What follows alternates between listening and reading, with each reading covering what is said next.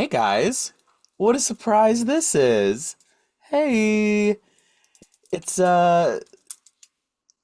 unknown out of the blue election night stream because we don't try to be a like evergreen here. We're very temporal and very specific about our references.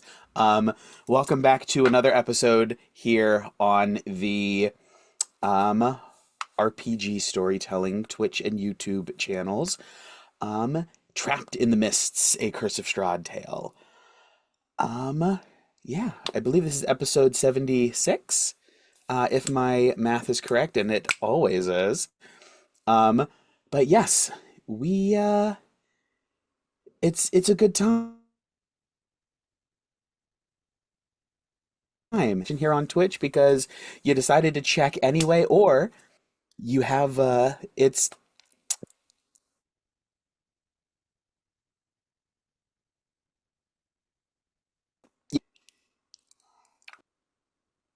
oh, this is going to be phenomenal.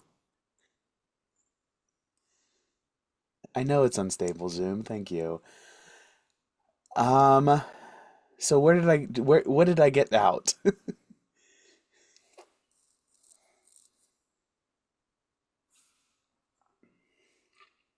We'll Yeah, just I'm take it from checking the top. Twitch.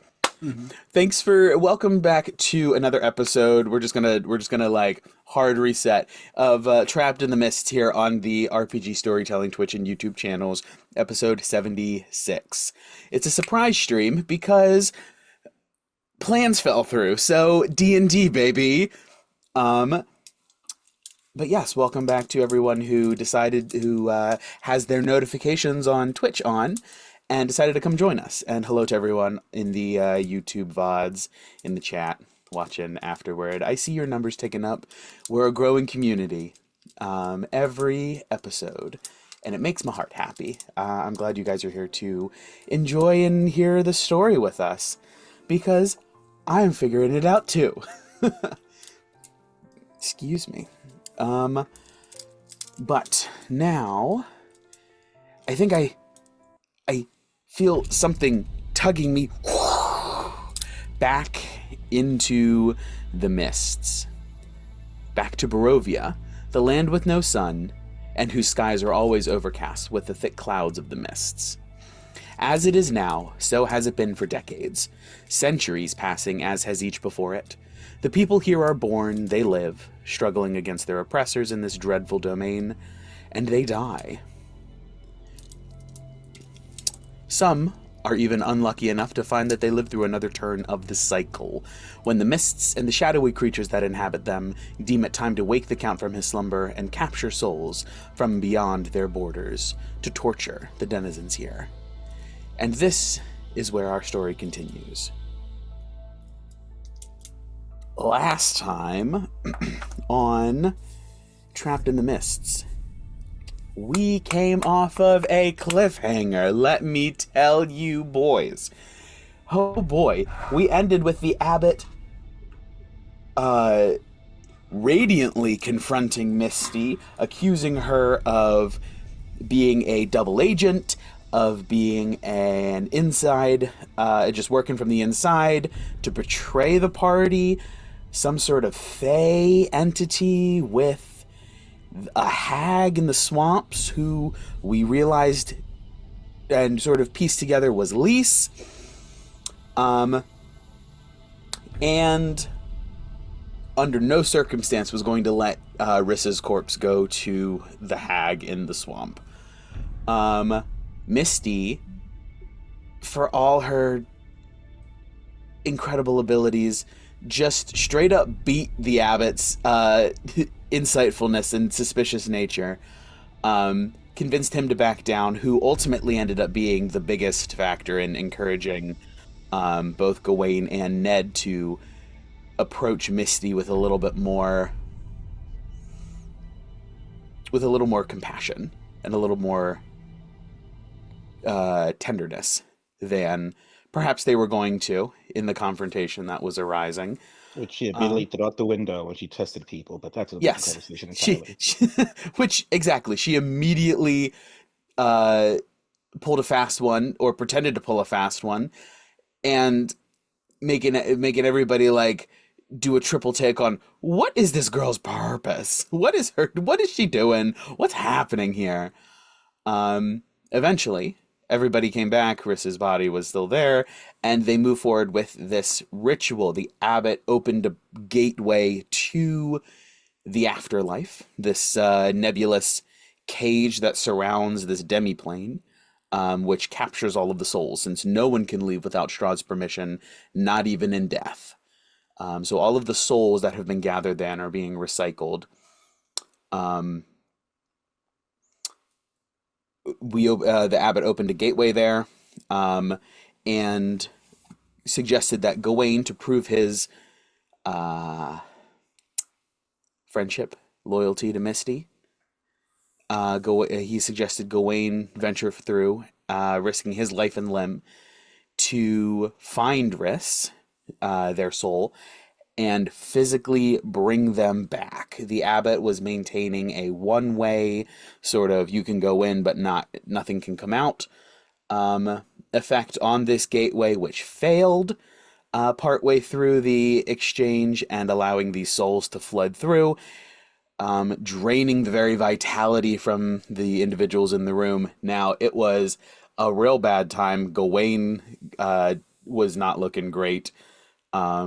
His vitality, his actual essence was being drained. The abbot was looking really bad, as was Misty. And perhaps in desperation, perhaps because of the stress of it all, who can say really, Misty leapt at Gawain as he was exiting this gateway with Riss's soul in tow, and she leapt in such a way that Gawain had no choice but to sort of curl and try to defend against her, holding Riss in one hand and his axe in the other, to curl and pull Riss out of the way. Intentionally left the blade exposed to Misty, who landed on it squarely as Gawain was rushing out of the portal, and just sort of like bulldozed and just sort of like tackled her to the ground as the abbot closes the portal, and they all deal with the final escape souls. In the aftermath, they realize that Misty had slipped away through a combination of exposure to the death energy of the afterlife and the second that people, just like the extra second people took to breathe in the aftermath before realizing what had happened. But Misty has fully passed, and the abbot used his one raised dead to return Riss to life from their once again deceased state. Exhausted, everyone just passed out almost immediately after Ned heated up some of the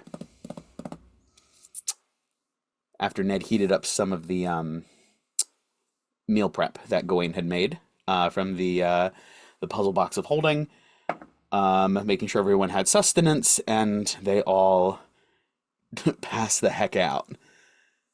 Ivor canonically had been summoned as a shadow for another Ivor, as an echo somewhere else in another multiverse, so I look forward to hearing the escapades that you have gone on, just as Echo did here. But I believe that brings us back to our current state. You guys have all long rested, and we're the evening is passing. So let's see if we can get Riss's attention. Everybody wave. Hey! Welcome back, welcome back, welcome back. I'm here. Hello. Hey. All right. So, Riss, you have whatever way is easiest for you. You were resurrected, and then immediately just, oh, I'm back. Passed right back out. Oh, great. And then there was a night's rest. So I believe Raise Dead puts you at a -4 for everything out the gate. So you would be at a -3 now for everything. Because you do have a long rest under your belt. Wait, they do or we all do? You guys all do. Oh, So okay. everyone I everyone thought we can were long rest. I thought we were continuing from like where we left off, which was before. Okay. No, no, no, no. Everyone can long rest. The night goes by without major issue. I made my character sheet updated automatically, but just make sure when you hit long rest for Ivor and Gawain that you no longer are under the aid spell. And Understood. Understood. your strength score should return to its regular form or its regular number. If you are affected by the strength drain from the souls.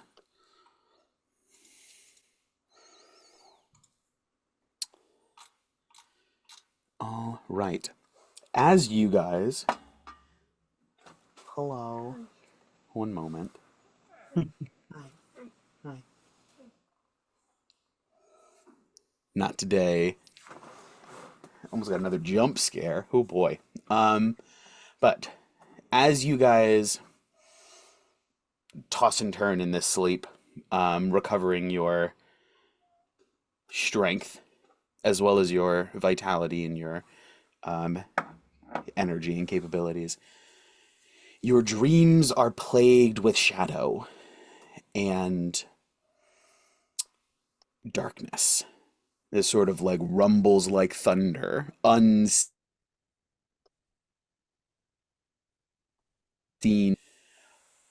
until with a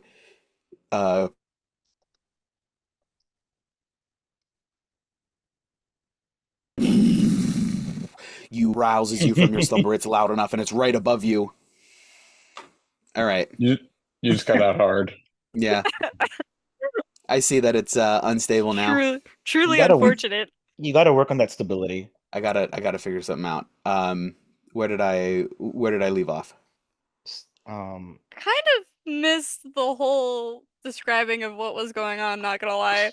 Okay. but we did okay, hear your okay. thunder. We did hear your the thunder. So the evening's rest comes to you all, and your dreams are plagued by rumbles and just towering clouds of darkness that pass unseen in the night, but you almost can feel them moving through your psyche. And at one particularly loud peal of thunder, you guys, all of you, open your eyes, jolting awake because of the sound, as it is thundering in real life, in the actual night. And each of you see, as you your eyes pop open and you adrenaline pumps through your system, you see an exaggerated mask, almost like the Grecian happy and sad masks from like the theater. But this one just has two crescents for the eyes and a crescent for the mouth. White against this black background that fades into nothing. I have a picture for you.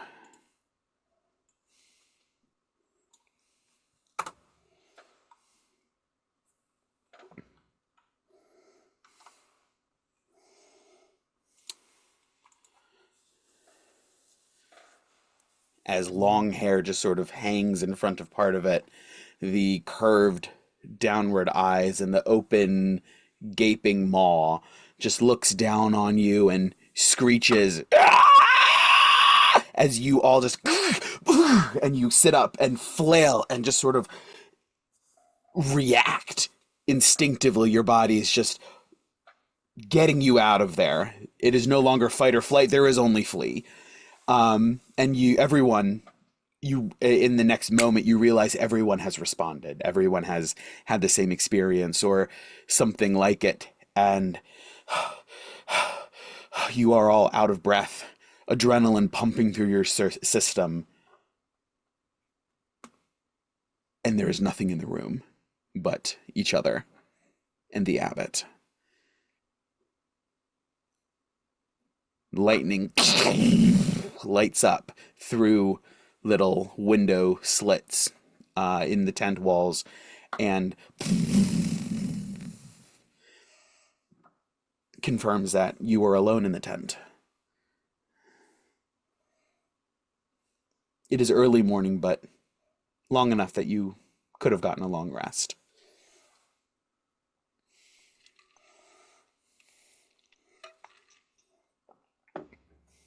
Is Ivor here?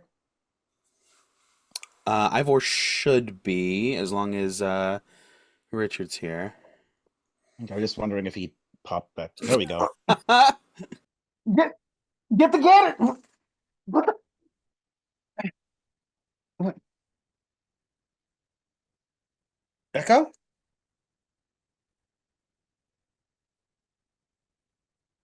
Back.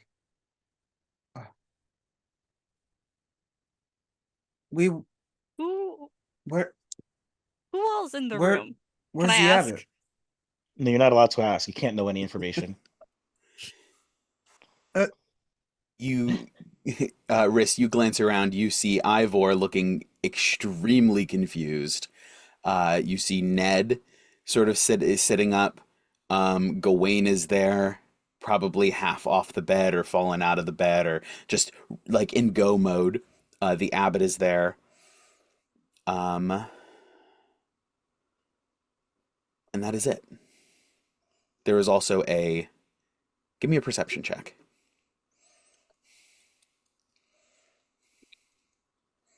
Does Is that the directed abbot? at Riss or everybody? For Riss specifically. Okay. Understood. It's not Maybe good. Ivor? It's not good. Okay. My Yeah, da- those are the individuals you see in the room. Yeah, it's a 4 total.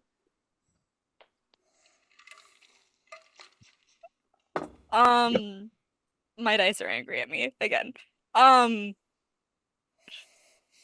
Does the abbot look like he also reacted in fear? Like he was a part of this whatever? Or No, he's sort of pushed himself up on his elbows, looking around like he's reacting to the chaos that just erupted. right, but not what we saw. He does not seem to be startled the same way you guys all are. Right. Okay, cool.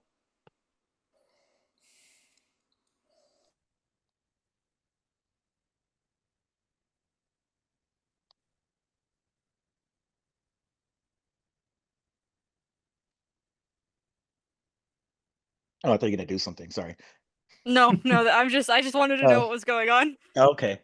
Um. I had my suspicions. I just needed them to be confirmed.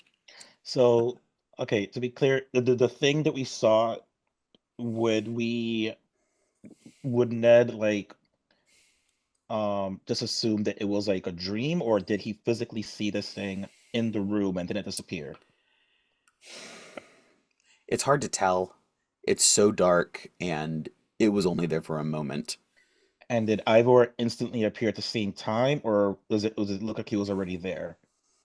Ivor seems to be reacting to the same thing. He was there ahead of time. Got it. Okay.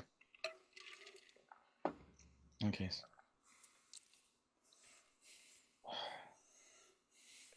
Hey, Riss. Welcome back.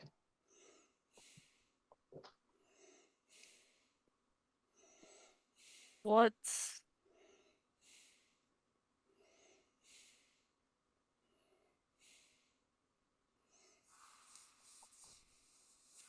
You are you, right? Yes. I I am me, right? Yes.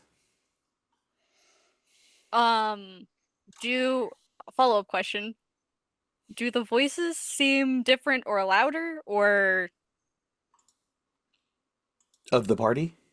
no, in my head? Hmm. They're gone.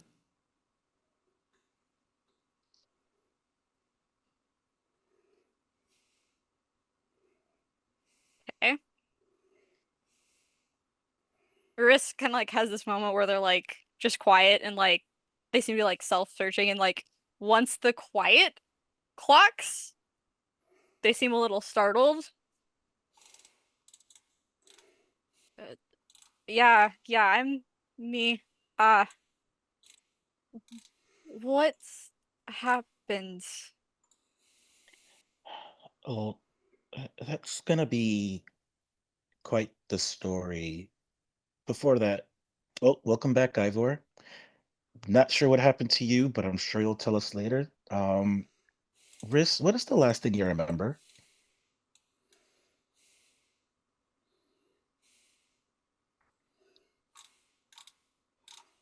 Do I remember?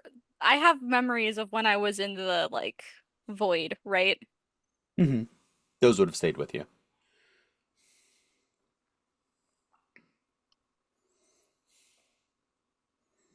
Are you asking for when I was alive or when I was dead? Think my best answer to that is yes. I kind of just want to know where I should start with what happened. Well, the last thing I remember being alive was fire, and a lot of it.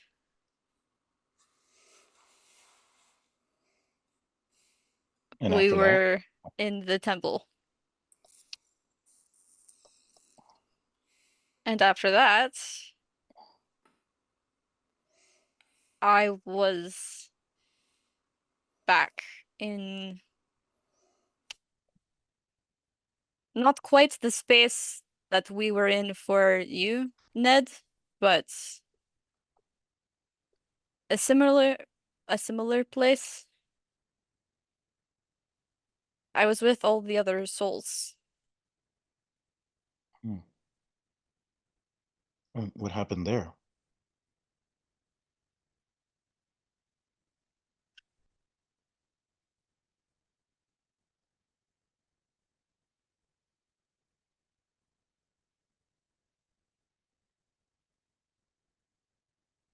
They wanted their turn. And I wanted to come back. It wasn't so much as me fighting them physically, but mentally, I guess.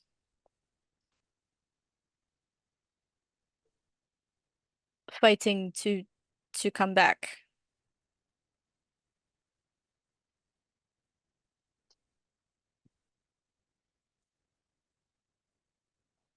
Got it. And I'm guessing you don't remember how you did get back. I remember maybe a flash of waking up, but no.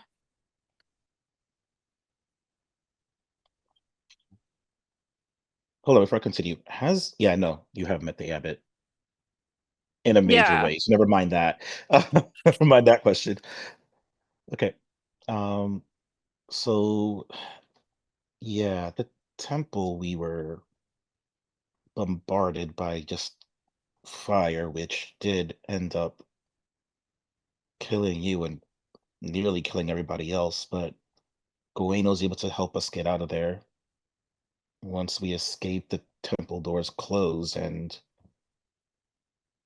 we figured the best course of action was trying to bring you back. How And long was it? I'm guessing like what, like half a day, Stephen? Mhm. Yeah. Because at this point, Riz is assuming that it's been a bit because we were on the other side of the country, and we're suddenly back in Vallaki Yeah, we if can we're get with into the that too. abbot. Yeah. So So mine, Gawain, and Ivor's plan was to the abbot. Um, but at that time, Misty was the one who had your corpse. And she, I think, was trying to go to Lys to help you out. Either way, we ended up stopping by Ludmilla's tower, and she was there. And say what you will about who she works for, also taking into consideration that it's not necessarily by choice. Upon seeing the state you were in and our desperation, she was able to use some spell to transport us to Vallaki. Which kind of explains how we got here so fast. We met up with the abbot, and there was a bit of a confrontation between him and Misty. He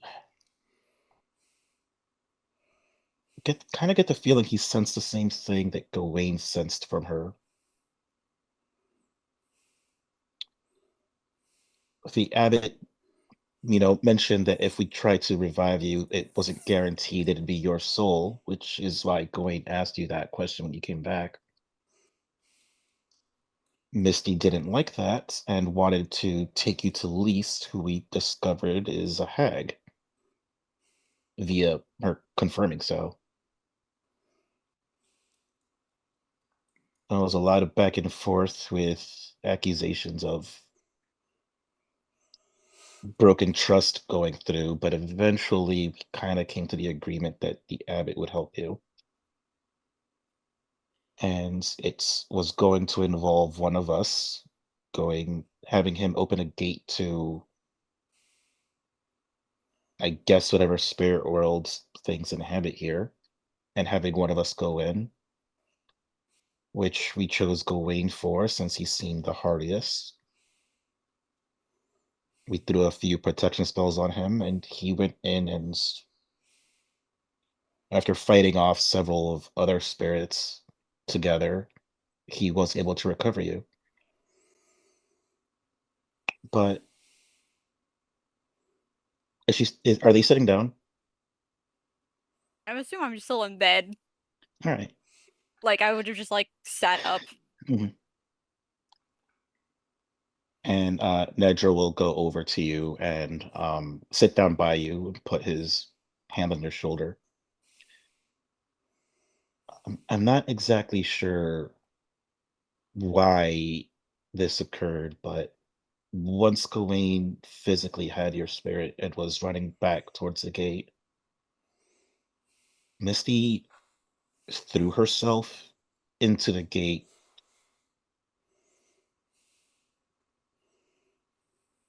And during the tussle, she attacked one of the spirits, but she was physically going to collide with yourself and Gawain. So Gawain kind of turned to dodge or just protect your body specifically. But she somehow, and at that, I will point towards I'm assuming it's more like a mound on the ground covered in like a sheet. Yep, covered in a sheet. Yeah. What you didn't notice before with another as the light flares and flashes and the abbot lights a couple of candles and a couple of lanterns, you now see a severely what the silhouette of a severely emaciated form under a corpse under a sheet.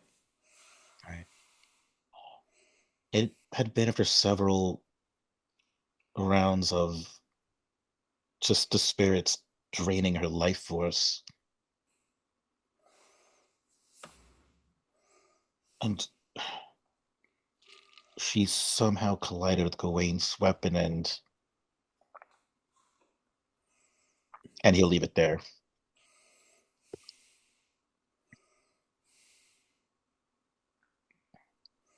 So sorry, Riss. It was an accident.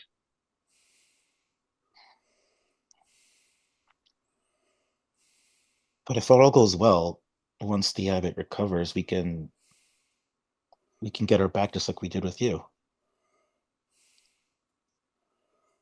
Be a nice way for all of us to have died at some point, I guess. Except for Ivor, but we can keep that guy alive.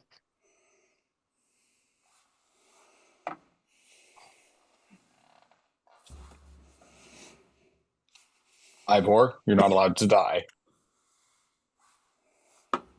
Ivor is still coming to after reconvening. Are you all right, buddy? He seemingly,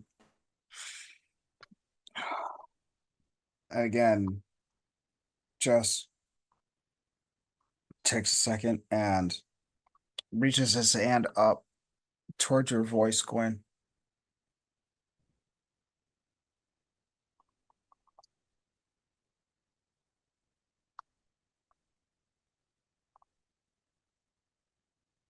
Okay, we'll give you a second. No, he reaches up and expects you to like lift him up. Oh, okay. Yeah, he will help you up. How tall is Ivor? Uh, 5'10", I think is a Just nice. laughing at the picture of like 4'8" Gawain, like heaving Ivor out of bed. Correct. Mhm. Okay, so maybe I have to magnify density to do it, but it's not the point. I mean, yeah, that's not the point. Like, even like, you know, children can help, taller people up, but he's just trying to grab his breath, and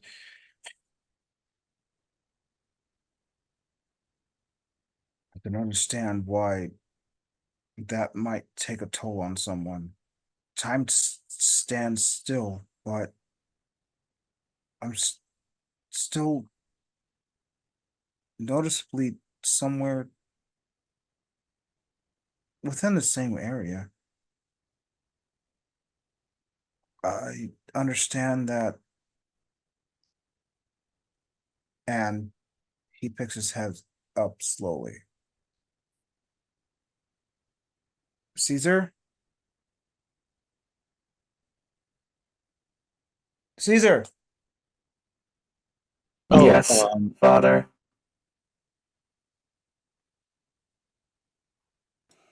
Okay.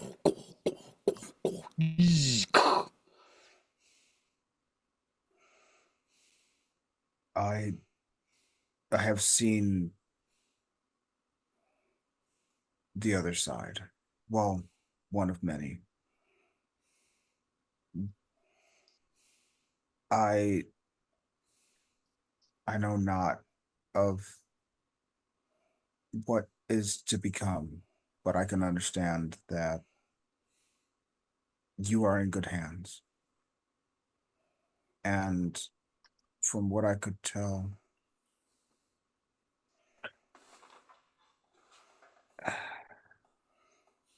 I'm not sure what we can do for you, but I can assure you,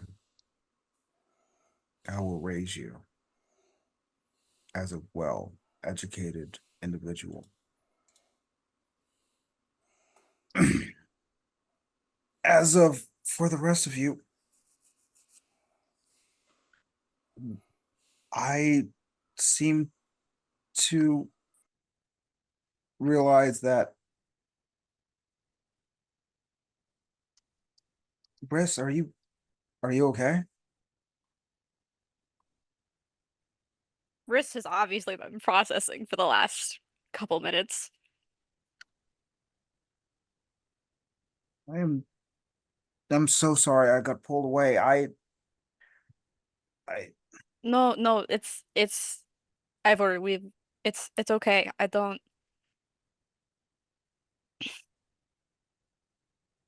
Now I really know the magnitude of what my abilities, well, our abilities. Did I something don't happen while you were gone?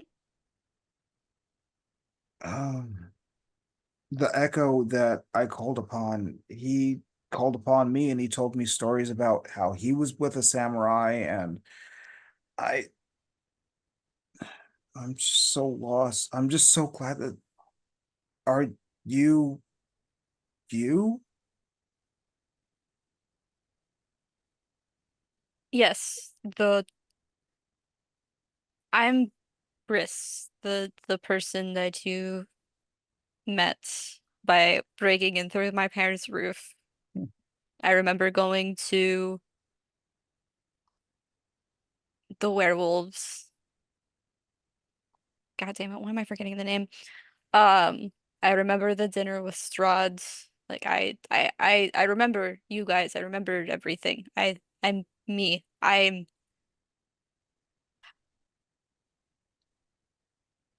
uh, Gawain. When you this is I'm going to sound crazy. When you bought the other souls in the void,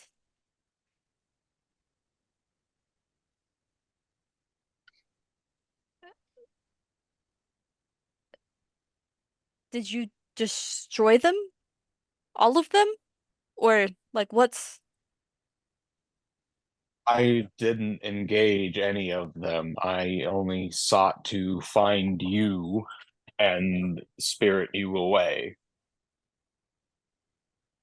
So I did not really engage any of them in particular. They engaged me. But once I had you, it was just about getting to back to the gate. Um, Briss but like looks at the abbot? Doesn't say anything, but so you continue, but but with that being said, some of them at some point the abbot wasn't able to keep the barrier between both worlds up. Some of the spirits came through and tried to attack. Well, they did attack me, the abbot, and Misty. Um, it kind of burned them, and the abbot finished some of them off. A few more came, and we kind of repeated that process.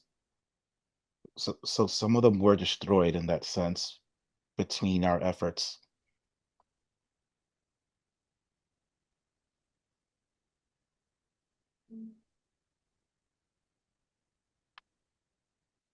Everybody give me a perception check. I'm still just like staring at the abbot. You also have a -3. Fuck! Hmm. I got an 18. Perception, you said? Perception, yes. 16 for my boy. 8. 8 and 2 from Riss. I rolled a 3. Can Caesar give one? It's not super important Yeah. that Caesar does one. So Ned and Ivor, as you guys are talking, you begin to notice little flits, especially in light now that the tent has been illuminated even faintly. Um, you begin to notice flits of. It's almost like what you guys are talking about is being illustrated. Around whoever's talking, the experience is acting itself out. There's like characters and scenes, just sort of ethereal, half transparent um, scenes playing at the same time while being described Is there by everyone Is there any kind of... Oh, he's froze. here. You kind of froze briefly there after saying being illustrated, and then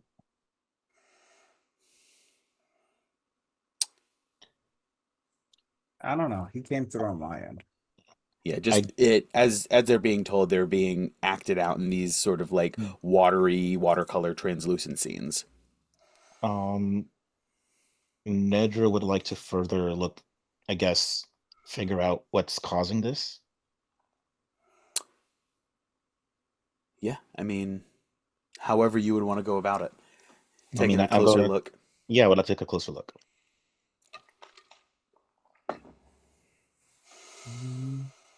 Give me an Arcana check. I figured it'd be that.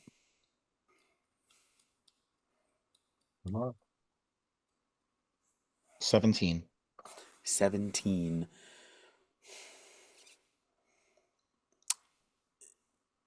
It doesn't seem to be a specific type of magic that you're familiar with, a specific spell, any like discrete magical effect. It's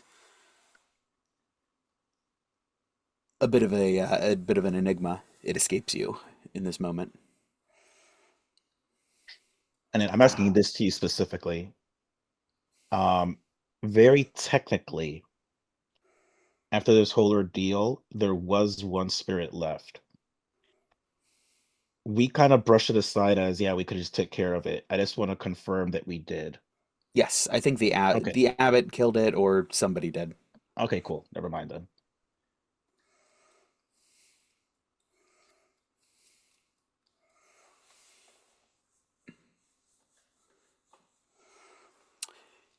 Riss, you've like very pointedly turned to the abbot, who's now fully seated, sitting up. What? Do you have a question for me?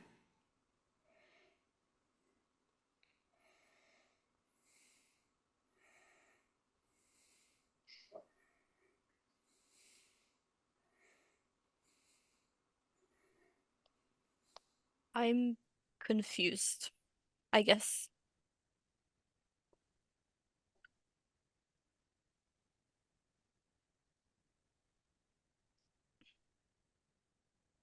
Confused about what?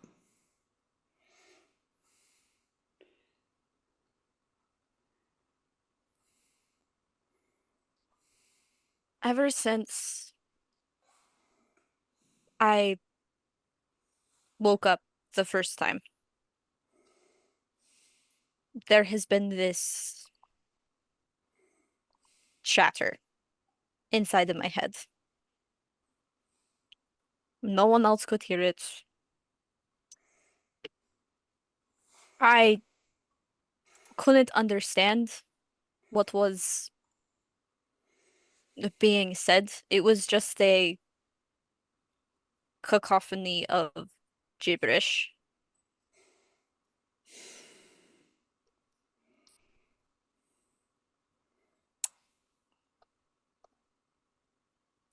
I haven't had a chance to reset up the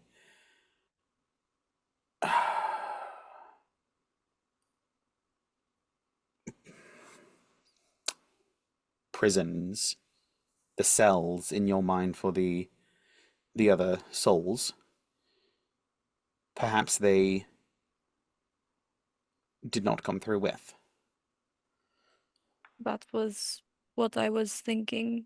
Maybe because the last time you didn't. All of this, no, certainly not. Yeah. Just... Sorry, for the first time, my head is quiet.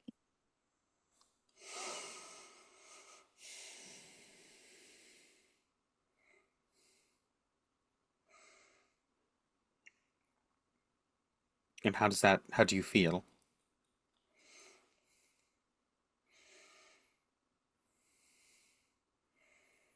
I don't know. Sorry, there's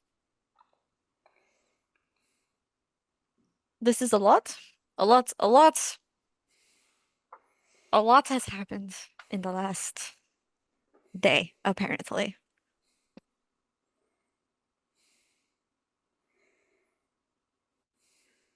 More than any mind should be subject to, surely.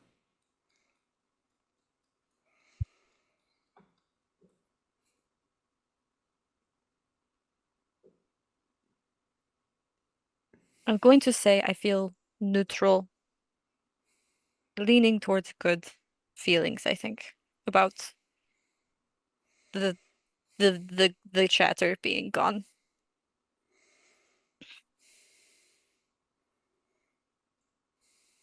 Be kind to yourself. After having a presence for so long, it would only be natural to miss it at times, even though you are in a far better place now. So give yourself grace, if that comes up for you.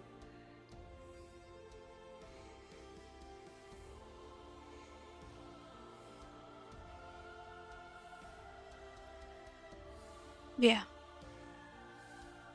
I think I just need to process.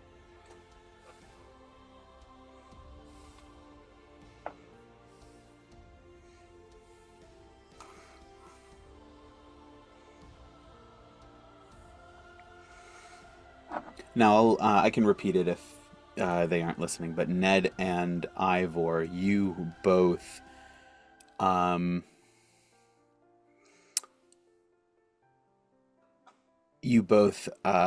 realize that the abbot does not have these accompanying illustrations, scenes to his speech. So far, it's just the four of you guys. What was it illustrating specifically for Riss just now? Just now, it was sort of like, speaking of having a lot and then no one, it's almost like people coming to the table and then leaving, and swirling and returning to seats and then evaporating back into nothing. Does the abbot seem to acknowledge that they're around? Like, does it look like he's looking at them? No.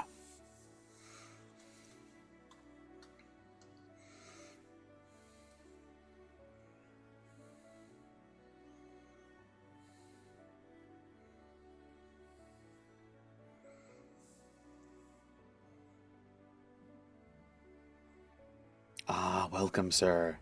Hello. My internet came back on. Excellent. Woo!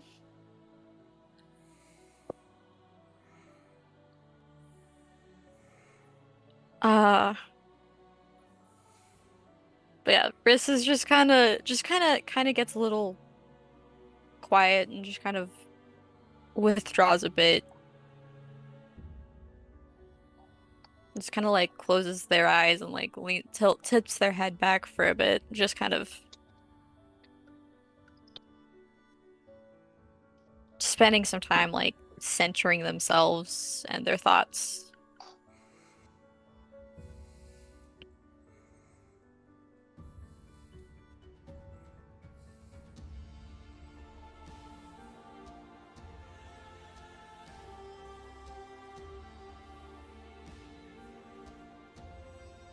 But yes, the morning wears on, gradually getting lighter and lighter. If it's getting like later throughout the day and like no one is having a conversation, Riss, are you seeing these things around us? And if it's still doing the animations, I'll point towards it for them. Mm-hmm. Do I see them now? Yes, having somebody point them out, you now realize it's like, now you'll not you can't unsee these. Every time somebody talks, your eyes now catch just this faintest bit of motion. Every time somebody talks, you are able to sort of like faintest bit of motion. Every time your brain now knows what to look for, and it sees them as well. They're little watercolor. Your brain now knows what to look for, paintings and images, and like silhouettes is the wrong word. Like I'll think of it. projections? Kind of. It's like playing out, acting out what is being said. Interesting. Playing out, Vignettes, acting out what that's the is word. being. I do see them. Do they Let me only try- come up when people are like talking, or are they like all the time? Only when people are talking. Let me try something. I'm very pointedly looking for this effect. You know, when we were kids, my sister always used to beat me at Dragon Chess. She was really good at it. Probably the only thing I'll admit she was better than me at. Well, I guess that and anything involving cleric magic, but that was more of a dedication thing. So as I say that, does anything appear?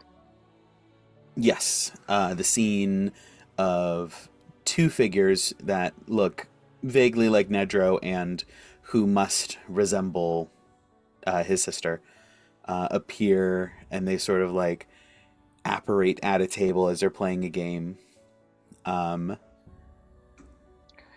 Question there then.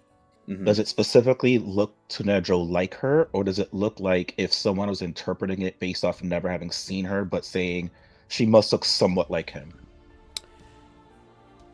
It's like chibi versions, so it's enough to you're like, that looks like it could be my sister, because there's little details that are correct, like the way that a clothing flowed or a particular color that she wore, but there's nothing specific or she wore like obvious or there's like a nothing portrait or anything like specific. that. So what I'm saying, like, I think Ned, she wore one of the reasons he obvious said or it is nothing one, to test out how it works, but two, to see if it's specifically just interpreting what we're saying or actually looking into our memories to properly show her the way he would see her.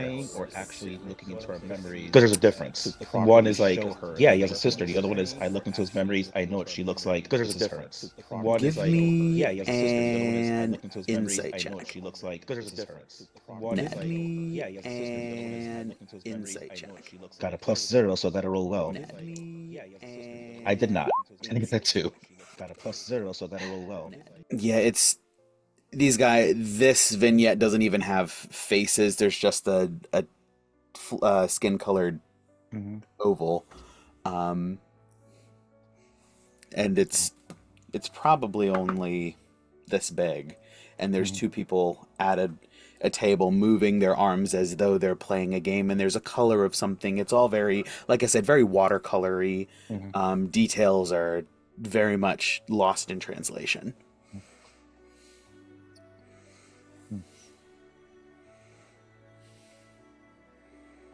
Well, whatever it is, it can certainly paint a picture.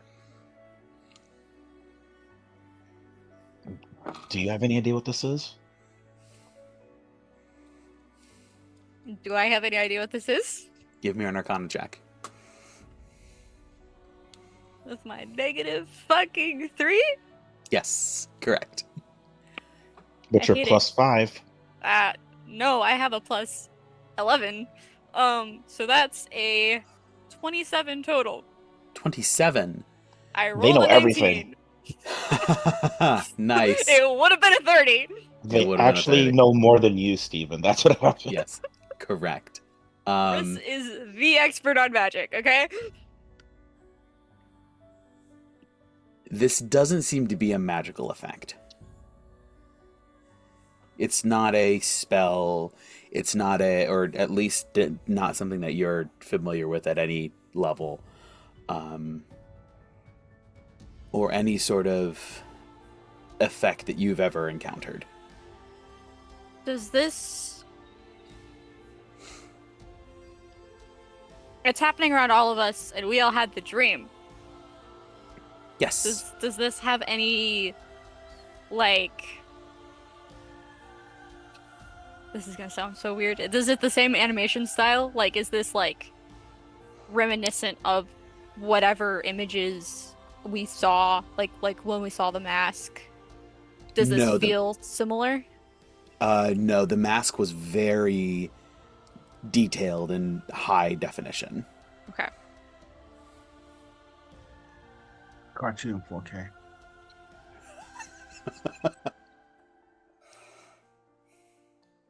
I don't know what this is exactly. I don't think it's not magic.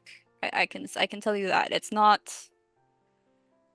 I don't know any spells or anything that could do this, however this is. Can I like wave my hand through it? Yes, it's Okay. immaterial. I don't know. I don't. It's definitely something to study. I'm not sure. Maybe we can.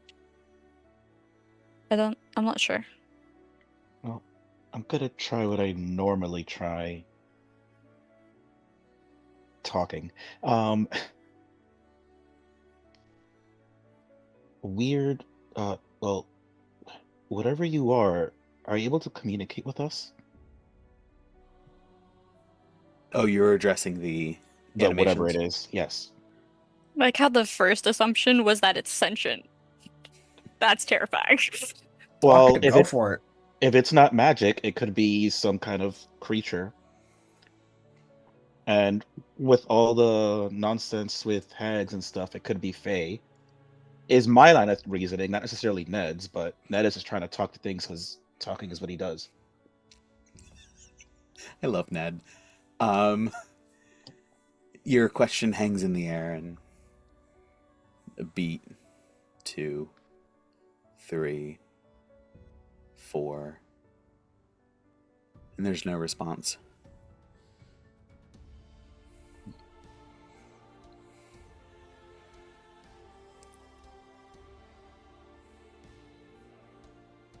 Can the abbot see them? I know the abbot isn't getting any, but can he see it when it pops up around us? You can ask him. He's not responding to. He's not like reacting to them, but he could just be covering it up. You're right. Do you, abbot? Do you see a like Rissel like kind of outline as it like pops up as they speak? Do you see these illusions? He studies the air that you indicate. Then he turns to look at you.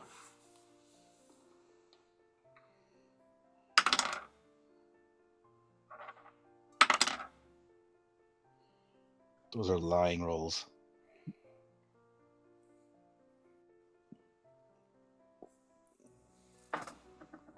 Come here. And he stands up and walks over to you and holds your head for a second, hold your face, and feels your forehead. Sort of like he's doing like a cognitive examination kind of thing, like psychic. Mm-hmm. What are you seeing? I don't see anything. It's a vignette. It's as I speak. What I'm speaking about is playing out in a little in a picture in the air. And then I'll speak up. To be clear, it's not just them seeing it or experiencing it. I can see it as well. Yeah, he would know that we just talked about it in front of him.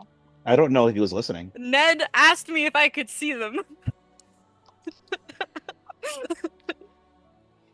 He might not have been listening. He was in the room though, so like we had that entire conversation in front of him. I don't know. He did a That's true. cognitive exam. That makes it sound like it happened to he was only focusing on one person. He should have some context, is my point.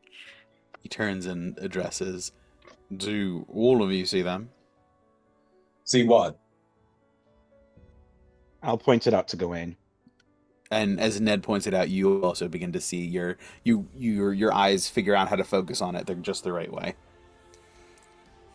Oh. That's interesting. I think all of us can see them. It only happens when it's only happening to the four of us. You don't have them, which is why I was wondering why if you could see them.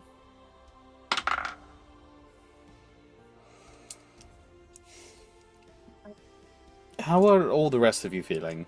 That was quite a harrowing experience. Other than these vignettes, any other strange symptoms? Any other off the wall, outside, abnormal experiences? Anything? Sensations? Very bad Level dream. Sorry. Go ahead. No, go ahead. Sorry. I had a bad dream, but I don't know if that has to do with anything. He glances at the rest of you. I also had a bad dream. I don't dream.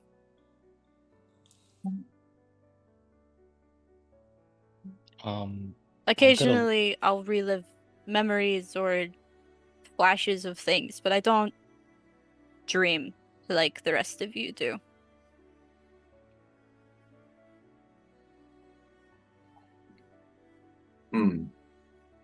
I'm gonna level with you. The past few months since I got this staff, nothing but weird things have happened to me.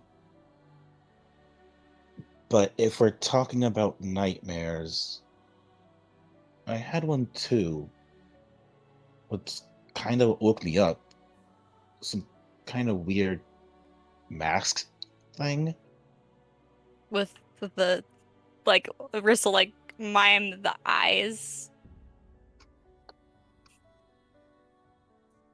I saw it too.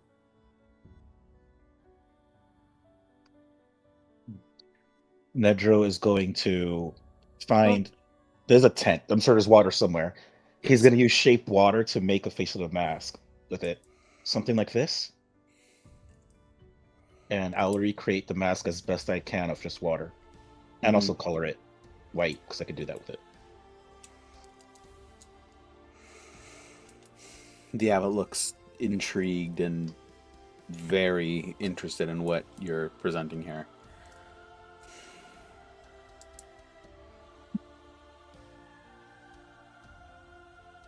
So you all saw this? Yeah. Yes. It's woke me up. There was a scream or a screech or something. Crash of thunder as well. Well, I think that was Well, it is. motions to the storm. Yes, it is currently storming outside as well. Oh, okay, that's right. I use a storm water then.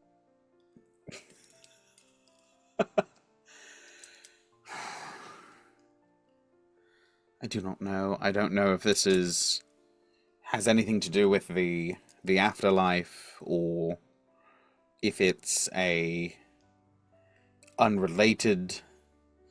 I have never seen anything like that or heard of anything like that.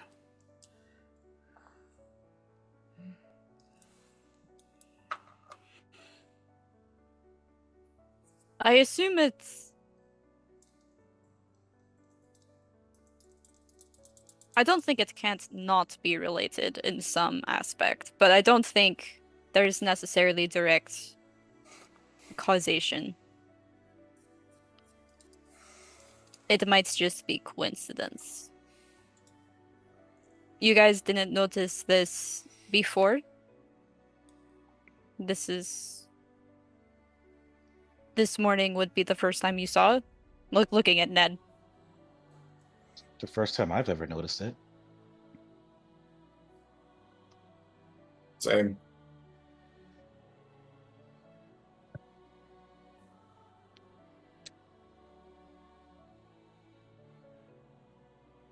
I think at this point, Ivor is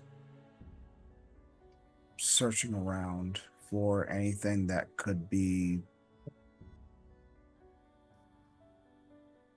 maybe a cause of this disturbance, this lightning strike. Oh, the He's- storm?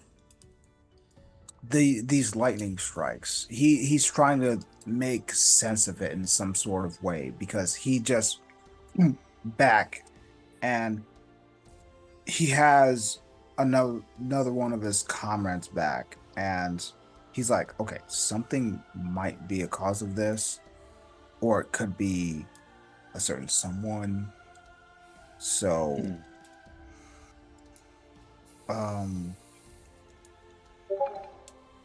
but he's still trying to reconvene with the party as well.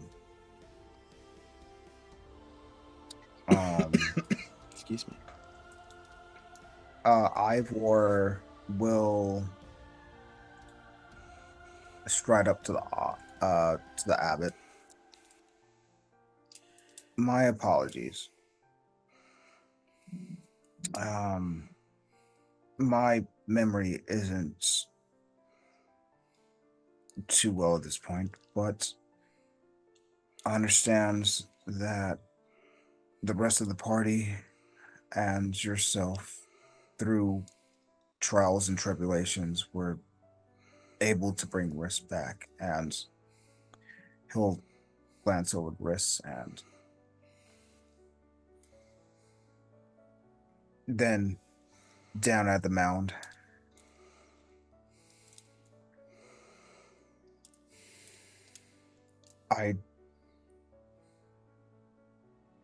I know not how to articulate this, but you mentioned a path to the sun god, and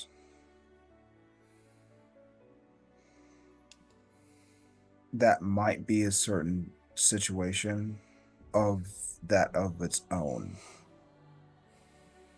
And you've helped us. You have.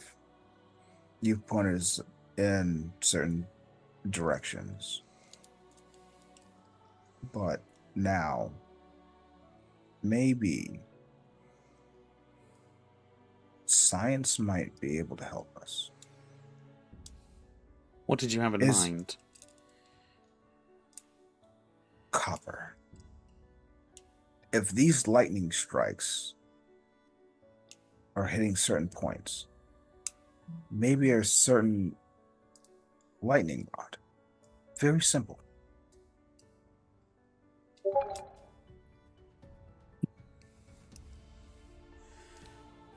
Perhaps. I don't know that the lightning is anything more than just a simple storm.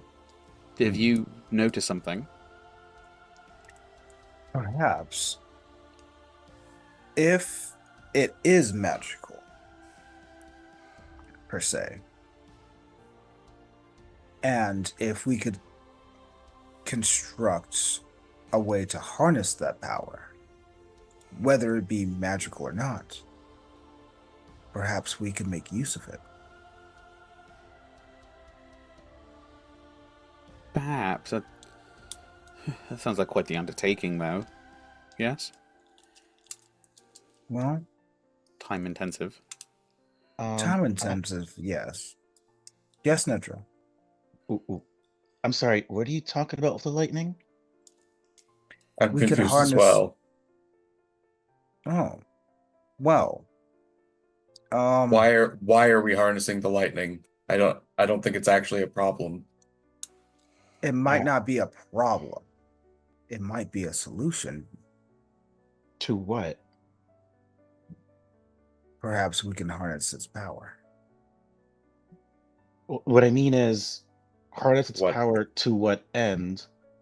And why this lightning specifically? I mean, I'm sure we've had lightning before this. We have. But under these circumstances, what causes the lightning? It's not just a simple storm. What makes you say that?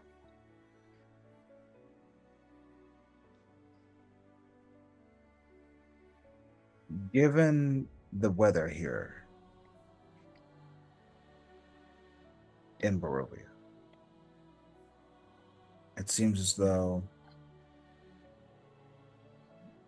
there's a certain set of forces. If there's anything that could give us an edge, why not take a chance? All right, let's clear this up. You want to take the lightning that's outside, and to be clear, it could be any lightning. It doesn't have to specifically be this lightning, correct? And turn it into a power source, but what would it do?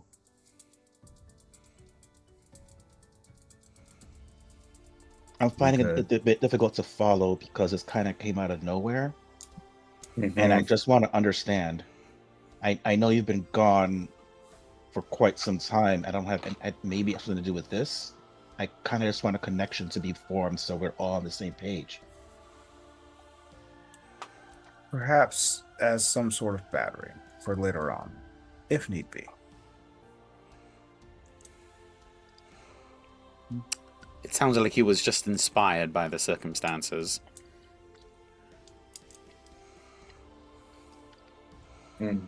You're correct, Abbott. If that was the Abbott saying that. Yes.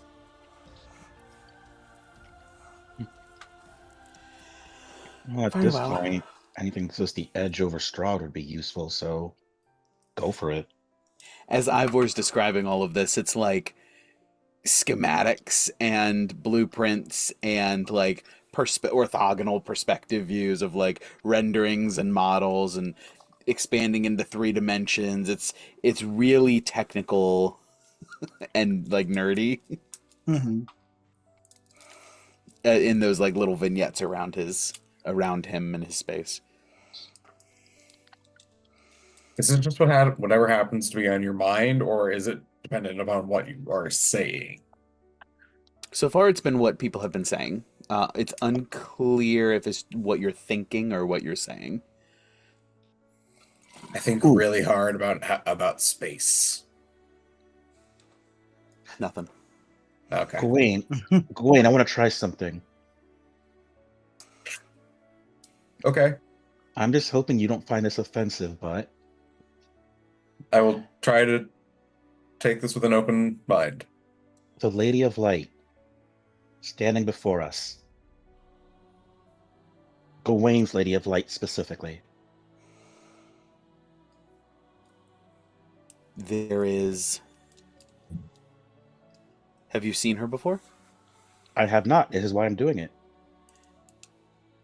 The test of my sister didn't work, so this test will be different. It's a very stereotypical angelic being made of like ethereal white with more opaque white highlights, almost like outlines, and elegant, regal, and you read on her face just a note of a darker emotion, something other than just perfect calm and purity. Gawain, is this at all what she looks like? It's pretty dead on, DM. Not really. It's still if I like can, dreamy. I'm gonna try to, if I can, cast light in my hand and see if I can like create her outline, at least. No, wait. Before you do that, I want you to say the same exact thing I did. Just talk about the Lady of Light. Okay. Well, the Lady of Light is a Don't describe her. Just talk about her. she. While you're in her presence, it feels like the sun is on your skin, even if you're in armor. And I try to think very hard about the Lady of Light best I can. A very different image appears. Still bright with white highlights, but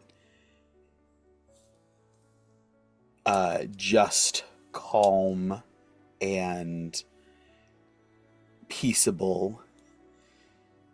The features are different, the proportions are slightly different, and the body language is completely different. To Ned's eyes, do these two look like completely different individuals, or do they look? Yes. Okay. Is the one that came up when you described we started talking about her? Is that what she looks like? Yes. But I think whatever this is isn't just listening to us. It might be able to scan or read our thoughts. Because you didn't describe her, but if this looks like her, then it couldn't have just gone by your words. Hmm.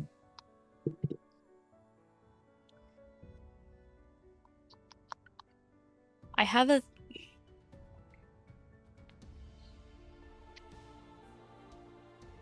I have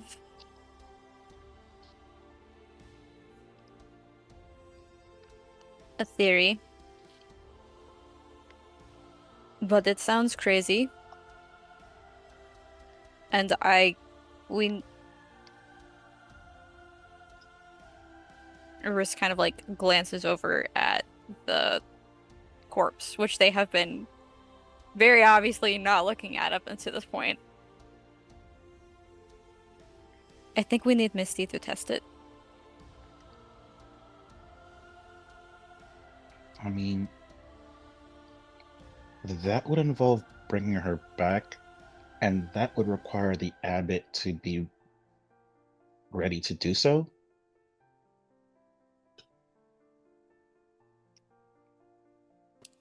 I mean, I've recovered most of my strength.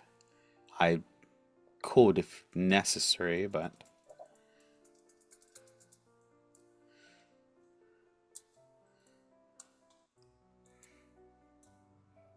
I suppose if that is the best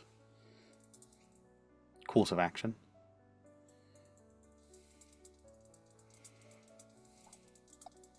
I think it could potentially provide.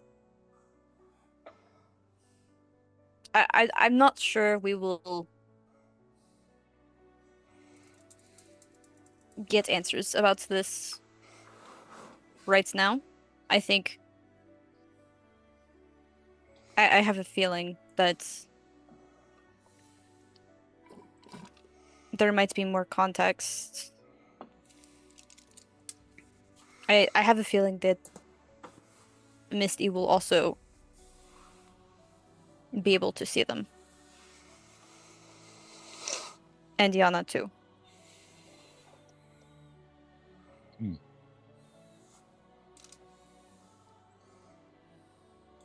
Well, But I can't. It's.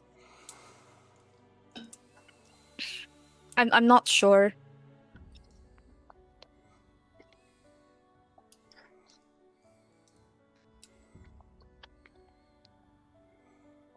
I'm not sure that we will be able to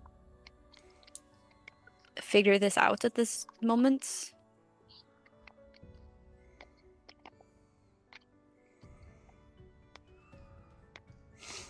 We just don't have the information.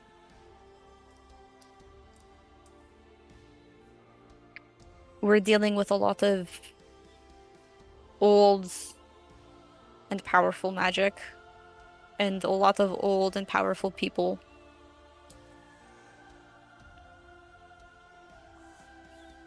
And I think these might be a part of that.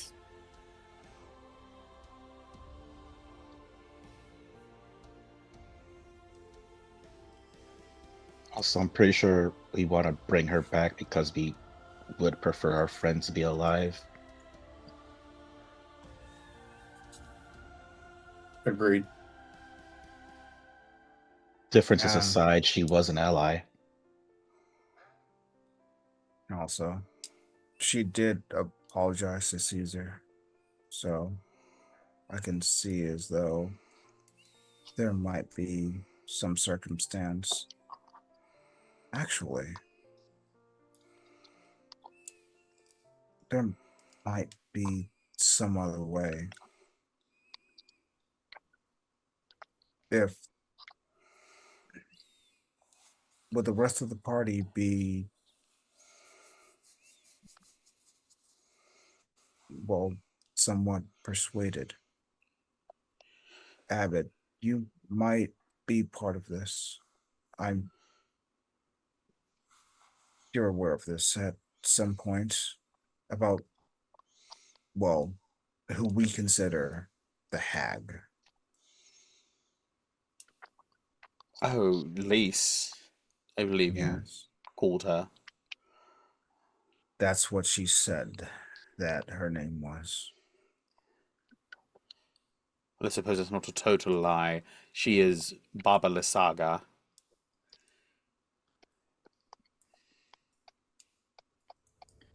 Immensely powerful and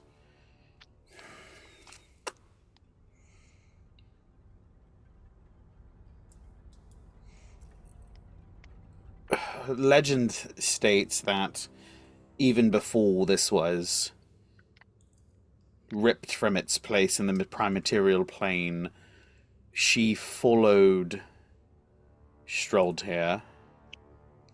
She was his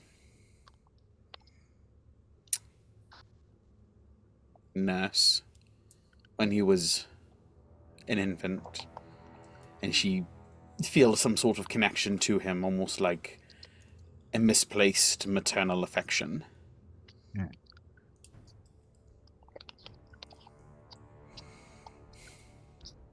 And so when this place was cut off and ripped from its rightful area, but she came with it, was imprisoned here, and became more and more powerful. I do not know when the last time she directly interfaced with Strahd, but it has been some time at the very least. Would you deem it a valiant or frugalent effort to return what is left of Fiona's body to Misty. Lise? Misty's. Misty's body. Oh. I can't use the real name? No, Misty and Yana are two different people. Yeah. So Oh, did I Fiona's say- the real He name. said Fiona. Oh shit. Oh, I heard him say Yana. He definitely said No, Yana to me. he said Fiona. He said Oh, at least- Fiona. So well, Really? at least Steven agrees with me that we No, heard Yana. I for sure heard Yana. That's My funny. bad. No, That's okay. I was like, I guess we could have misheard. I suppose so. We can check the We will, bot. we will find out when this hits YouTube. Yep. Yes. There's gonna be a comment. Get in the comments. But okay, so when your question is it worth trying to take Fiona's body to Baba Lysaga?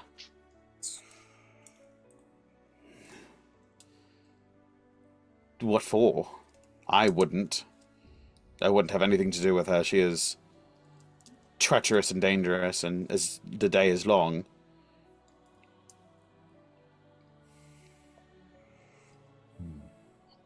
Very well. Besides, I think we'd rather just try and bring her back than bring her to a hag, right? I suppose you're right.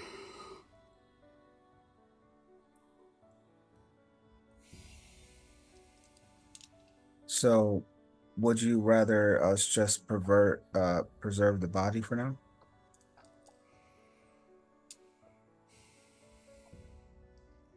That's entirely up to you. Whatever you want to do with it. If not, I will perform funeral rites and I will bury her to ensure that she rests.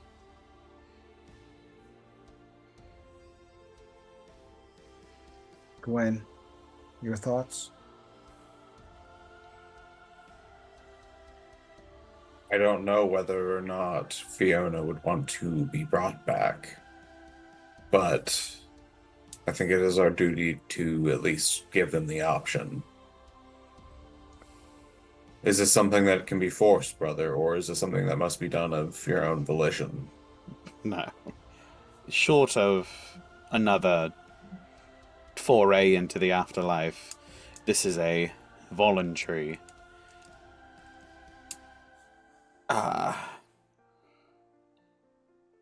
opportunity at best. So I say we grant Fiona the choice, and if she does not wish to come back, then we honor that. And we give her the proper burial rites and bury her in a place of, well, where we would put a friend. What would that be? Perhaps the Grove. Or maybe the swamp. I I think we're getting believe way she ahead would of ourselves. want to come back. Hmm.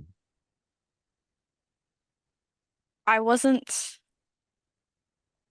I don't know what happened before you got me back. But. And I apologize. I'm not trying to keep secrets, but Misty had some information. I believe Fiona is willing to try to help us in our endeavors against Strahd.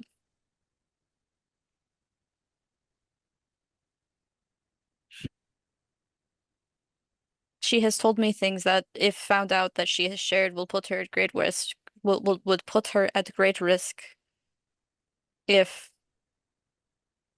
Lise were to find out.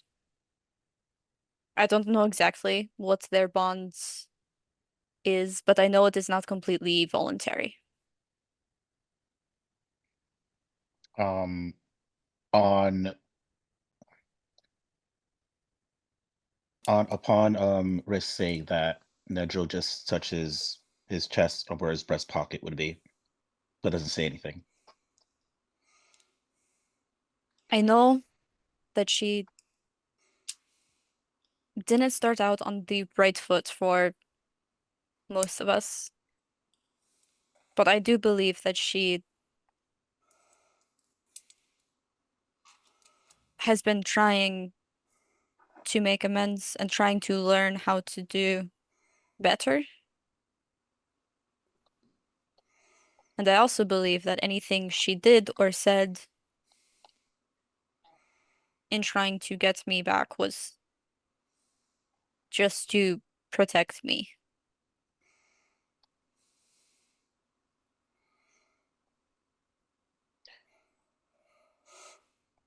Oh, I I think don't she could want. I think she could help us, and I think it would be worth. I think she wants to come back, and I think we should at least try. I'm all for it. Far from me to speak ill of the dead. So let's bring her back so I can speak ill of her while she's alive.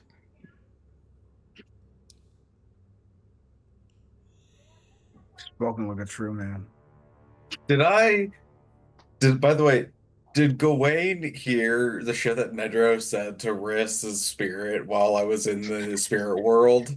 Actually, did the Yeah. things we said, would Riss remember this or no? You're saying The persuasion and deception checks I made when we were trying to get Riss's attention, the spirit of Riss. yeah. So they would have heard what I said. As in, the Riss in front of us would know what I said during that, Yes. or they did blank it out. Okay. Wait, what'd you Um, say? The persuasion check, I forgot what it was. It's inconsequential. But the deception check we had to make pretty much like it was a one of those like party skill check things where A we had to skill like challenge, each do yeah. something. Oh, So okay. obviously I used persuasion and deception because I'm a charisma character. The Mhm. persuasion one didn't matter. It was just trying to convince your spirit to come to us. The deception one was Riss.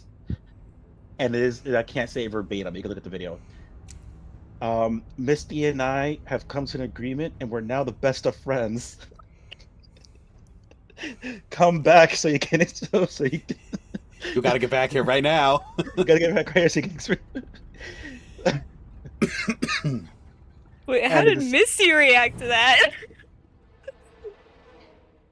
She was too busy trying to do other things. I don't think she did. Oh my god. But Interesting. that deception check was a success, by the way. Mm-hmm. So your spirit believes that Misty and I made up and we're the best of friends now. It makes sense that when talking about it, he was like, she was a real one. That is your interpretation of that now Oh. officially. God.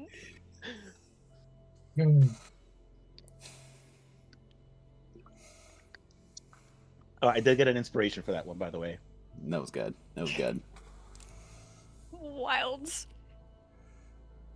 Sometimes you I gotta feel like lie Riss about is being. starting to be disillusioned of this as the conversation continues. Wait a They're not minute. gonna say anything, but they're kind of like, I know what you're about. So you guys are going to try to raise Misty? Correct. Yes. Yes. And this is not, we're not going to have to open up another portal. This is just a raise dead. Mm-hmm. Just the regular spell. Okay. Cast as it should be. I don't have to get disintegrated again. I Nope. mean, this is what the DM is saying. We don't know what's actually going to happen. Shut Hey, up. and all four of us have a long rest. You're a bit exhausted or whatever, but long rest still. We have all our spells. God.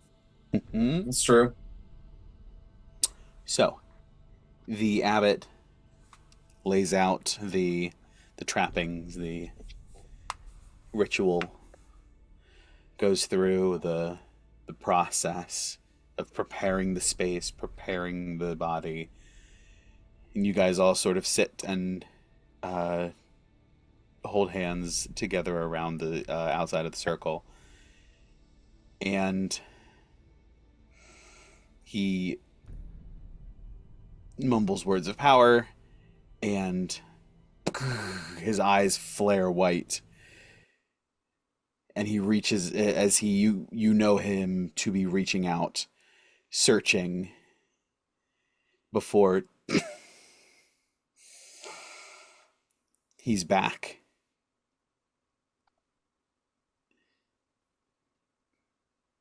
She's not there. There's no one to... I think Lysaga has her. That was my fear. Shit. So I had a feeling this might be the case. And Ned will reach into his breast pocket and hands the letter that he found to Riss.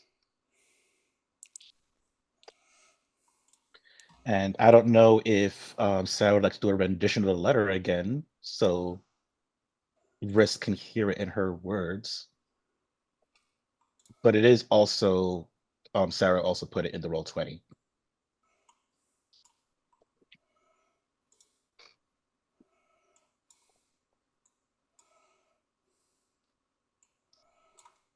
And Ned has not shared this with Gawain even. So not that he had time, it just happened.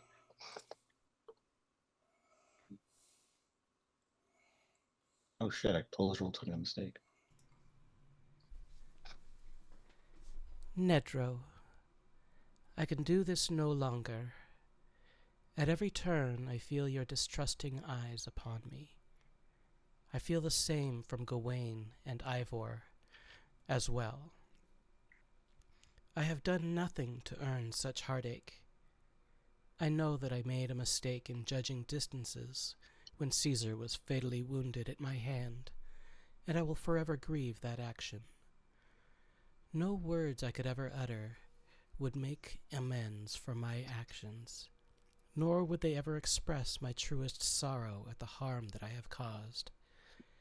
Yes, I did forge that letter because I was hurt and upset at the way that I've been treated, and you have no idea how hard it was to forge that letter, in the snow, in the wind, behind a bush, with my right hand. I'm left-handed, by the way. But all I've ever wanted was, for the first time in my entire life, to actually belong to something wonderful. When I first met all of you in the Dead Plain, and got to join you in defeating that mechanical creature, I was so excited that I had finally found a group of potential friends that I could share my life with. And then I got to know each of you and your amazing qualities, and I knew that I would do anything to protect each and every one of you from the evils that infest this land. Even more so, for the first time in my 22 years of life, I discovered what love truly is. I've told Riss a few times that they are the first person I have ever experienced what it is truly like to feel love in my fair heart, and that I would do anything and everything to protect them from any evil that would do them harm. I've performed the acts of emotions many times over the years, and had become a master at the performance. But it was not until I had met them that I truly and magically experienced it for the first time. If it were ever in my power to do so, I would take them away from all of these evils and provide them a life of comfort and education and love. But unless we manage to rid the world of Strahd, I fear that I may never be able to give that to them. Speaking of evils, do not trust Baba Lysaga, or as you have come to know her, Lys. I was cursed from birth to do her bidding, even against my every intention not to. It was a product of a deal that was made between my parents and Baba Lysaga that created a hex within my blood. She is evil, and the only one that I know of who is almost as powerful as Strahd. Defeat her and reclaim the gemstones from her, and you will be victorious against Strahd. Now that I have written all of this down, I am truly unsure if you will ever trust me enough to actually read it. So I will keep it here in my breast pocket, close to my heart, in the hopes that I will someday be able to share it with you. I truly only want the best for each of you, and especially Riss. Please forgive me. Signed, forever your friend and compatriot, Fiona Knox, Misty Thornheart.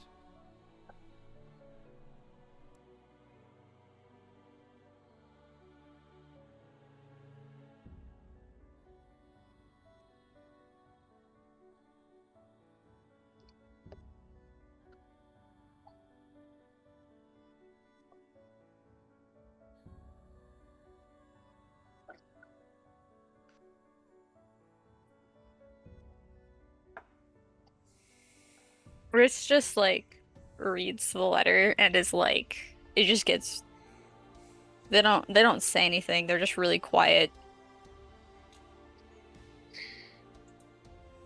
It feels like they might read it a couple times. But kind of like just like slowly handing it back to Ned. And I'll hand it off to Gawain and Ivor for them to look it over themselves, just so everybody has the information that was there. I'll let Ivor read it first because it's going to take me a second. There's a lot of words there, Gawain. This poor, That's this funny. poor man. This poor man. Is it going to I wouldn't call him poor. He took a rock down on his own. Ivor shot it too. When Gawain goes to hand it to Ivor, he takes it for a second and holds Gawain's forearm. We'll read it together. And then Cesar like steps aside and then sort of like steps in between, scans it, and then goes over to the body. And while Gawain and Ivor are like reading it together,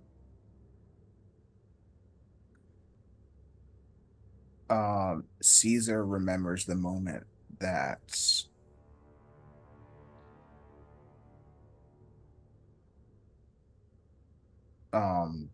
Misty and Cesar had off to the side to where nobody else saw them.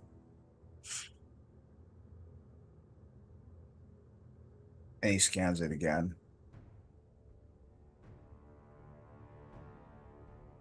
And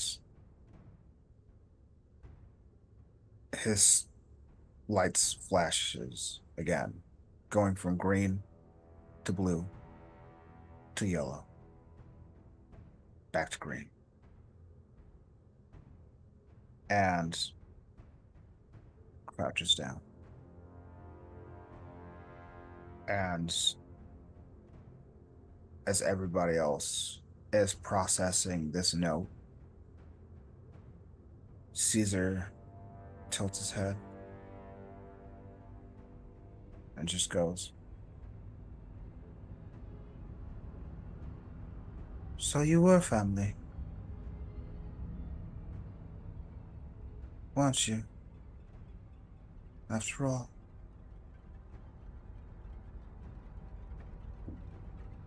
And picks back up and joins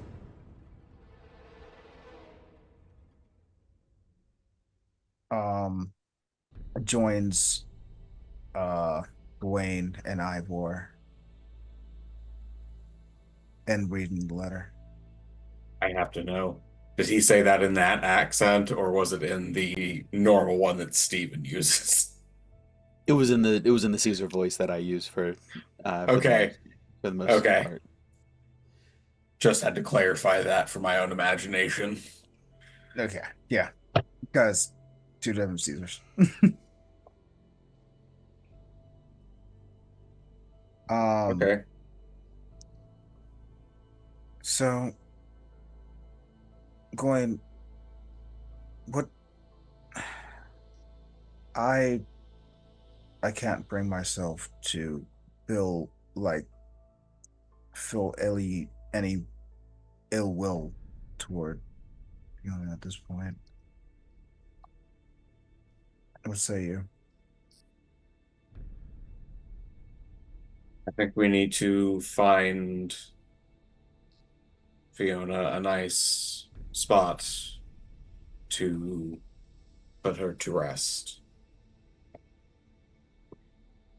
More importantly, if I'm understanding this correctly, I mean, I figured if everything here is correct, then we would have needed to defeat Lise anyway, but Lise has two of them. well, not, well, yes, but what I mean is if Fiona's soul belongs to Lise, perhaps the only way to free it so she can truly be at peace would involve defeating Lise. Hmm. I'm sure we can find the body a nice resting place, but if her soul is taken, that's a might be a different matter. Are we planning on putting a rush on defeating Lise and trying to resurrect Fiona? Or are we just trying to free her soul so that it can move on? I think the defeating Lise definitely has to happen. Whether it's rushed We need to. might put us in danger. The gems.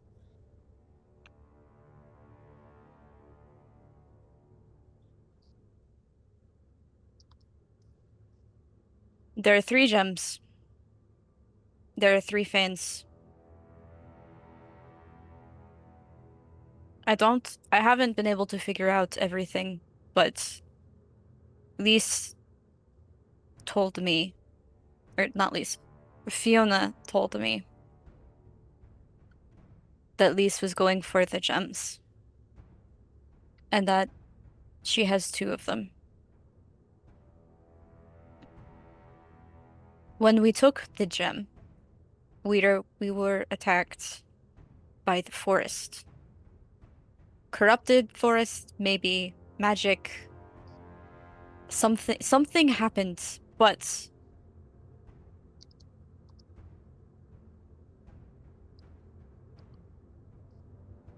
I think I don't know exactly how Strahd is connected to the Fane's power, but I think the gems have something to do with it. I I've think been trying to figure it out, but I was hoping to learn more at the temple, but obviously that did not go as planned. So Backfired, if regardless, you will. Gawain, sure. this is the time for jokes. Apologies, trying to lighten the mood. well, you do tend to lighten things or make them heavier.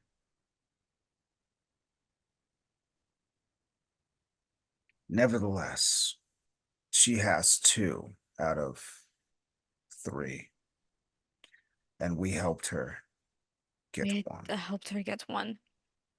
I think I want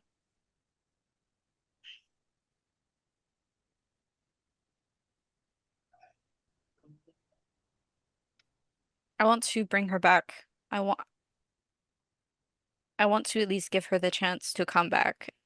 And if that means we have to beat this hag, then so be it.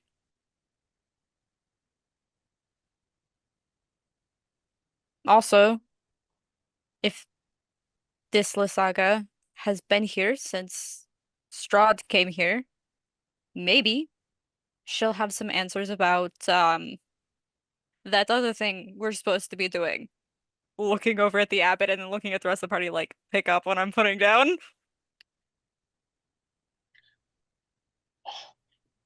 Yeah, that might be the case.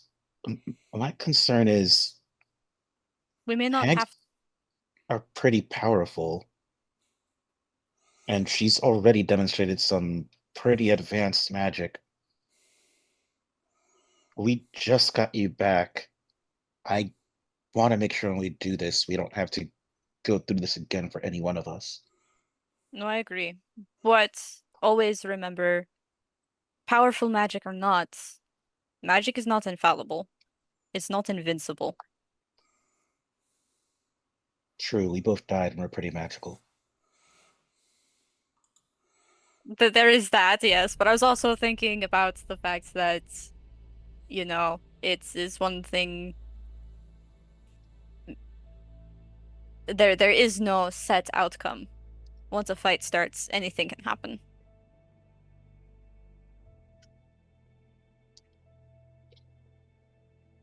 I imagine that hags probably fight a little dirty as well. So why not fight dirty back? Do you have a plan?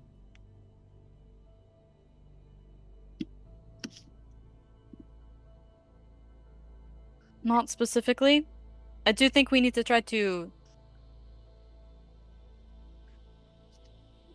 speak with her first. As much as I would love to just kill her. But I don't know if that will... I'm not sure killing her would solve the problem. Hmm. Well, if that's the case, it sounds like we need to do one of your favorite things. Research. Good thing we're back in Vallaki.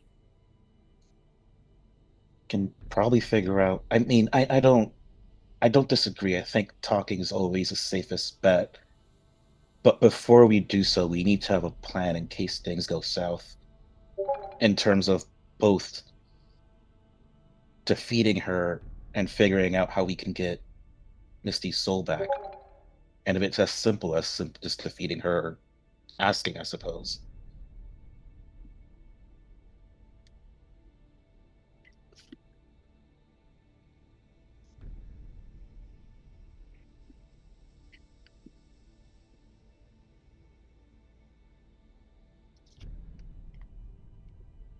Oh, DM, just a side note, because I just realized when we rolled up, I was carrying 500 pounds of rock meat. Oh yeah. I would have disseminated that amongst the Kresk population so that they have basically it'll fill probably like 2 or 3 meals for everybody. Mm-hmm. Yeah, for sure. For which the town is eternally grateful. I also am going to detail, if I can, that morning I'd like to just step out after we figure out while they're talking about research, I completely zone out. If I can, I'm just gonna go detail exactly where we left the rock body. And I'm gonna try to send a bunch of the I'm trying to send some people to go get it. They're obviously gonna need like some caravan guards as well. So if they're gonna take like a couple days to let Riss recuperate, is that the plan, or are we trying to like just keep marching forward? Theoretically,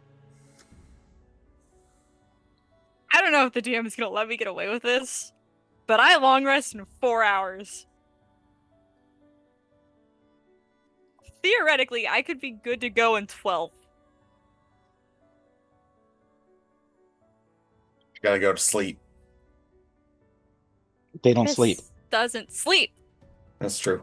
Chris does the elf trance. I trance. Oh yes. Oh yes. I think for the trance, I would let that go. Normally, you can only long rest once per 24 hours, but for the trance thing, I think I would let that slide. So, I was gonna say, I don't know what Steven's gonna let me get away with, but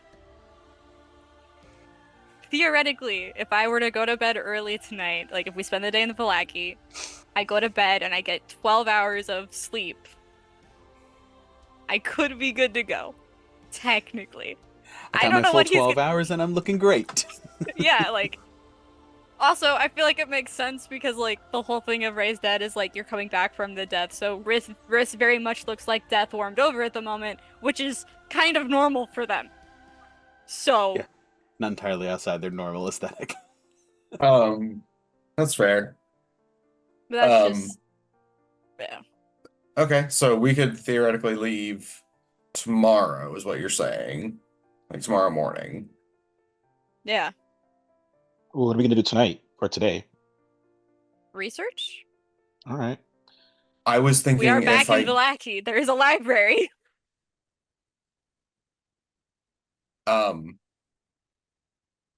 I was going to try to get a group started towards the rock meat so that they can harvest that and bring it back with carts and whatnot. DM, how long would you say it would have taken us to get to that point from here? From here, let me grab you guys, put you on the map with me, because you guys are in Vallaki. Okay, let's see.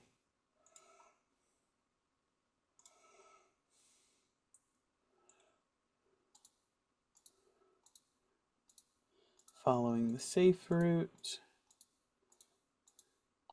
Oh, it's so cool. It actually changes on Twitch too.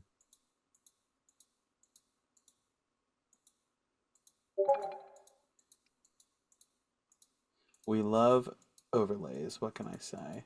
Mhm. Let's see. 12 miles, which is 4 hours to the bridge. And then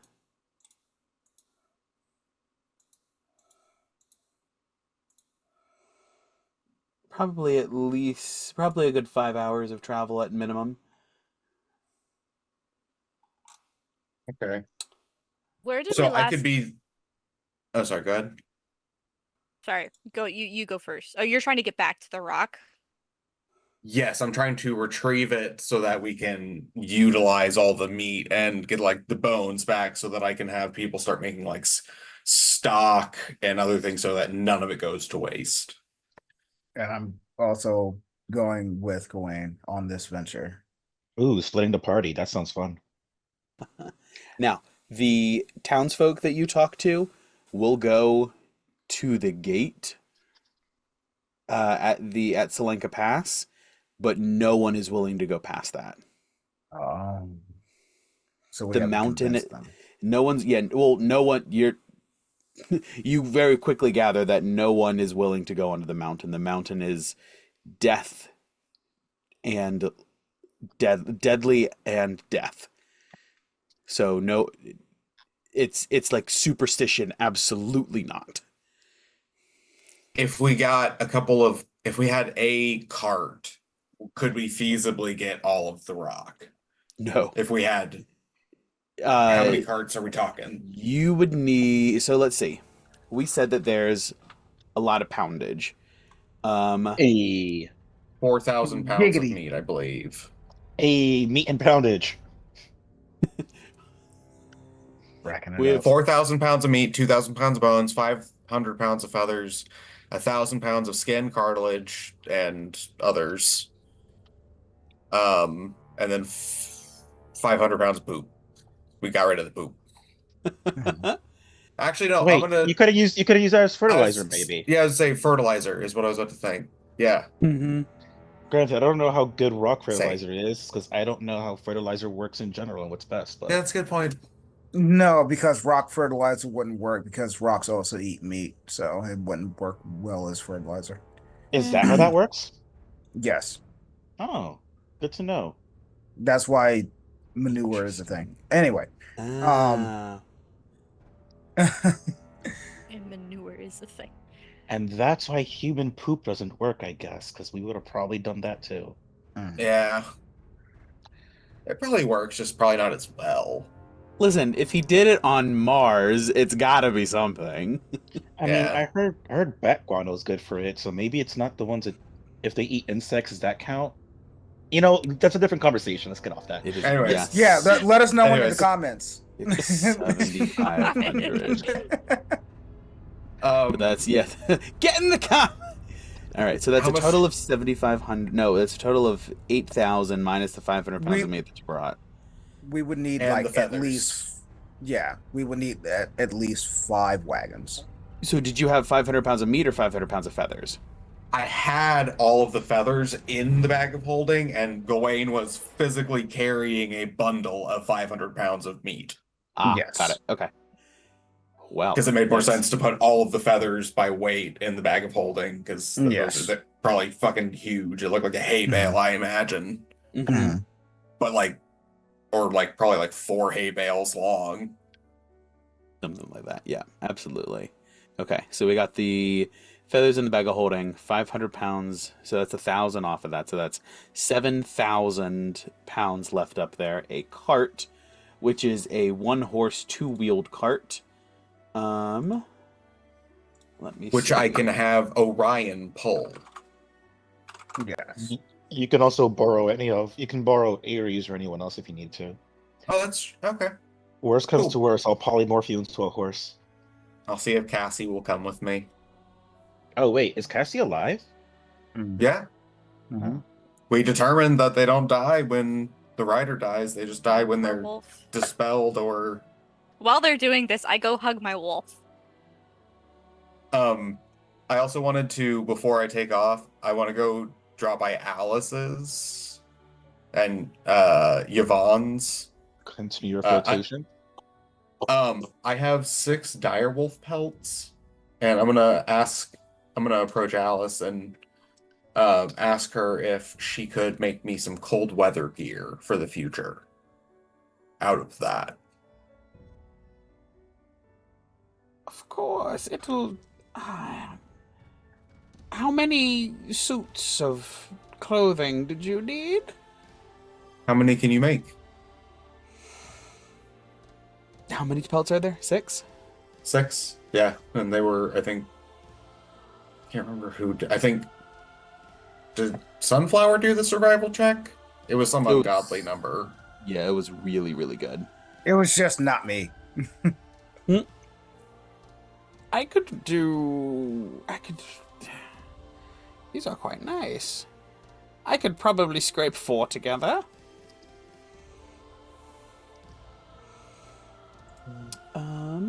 And That would work. That would cover everybody.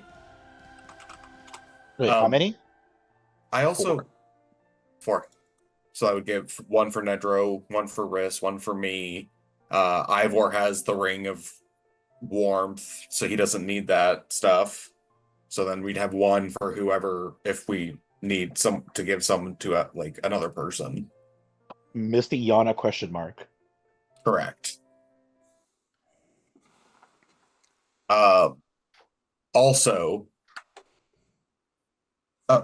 Alice, do you mind if I store something here? I can see what I can do. What did you have in mind? And I pull a 20-foot rock feather out of my bag. Well, I'll be. There was a Where did very- you find this beauty? There was a very, very large bird.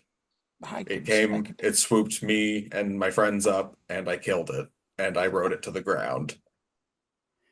And then we took it apart, and I'm heading out with Ivor in about, looks at him, not his watch, just his wrist to see how jacked he is, to see what time it is. His wrists? Wrists belongs to no one. They're their own independent person. To see how jacked Riss is. Yes. They're not. Canonically, Canonically, this- they're not. Come on. I feel like both Fiona and Riss have made it kind of clear.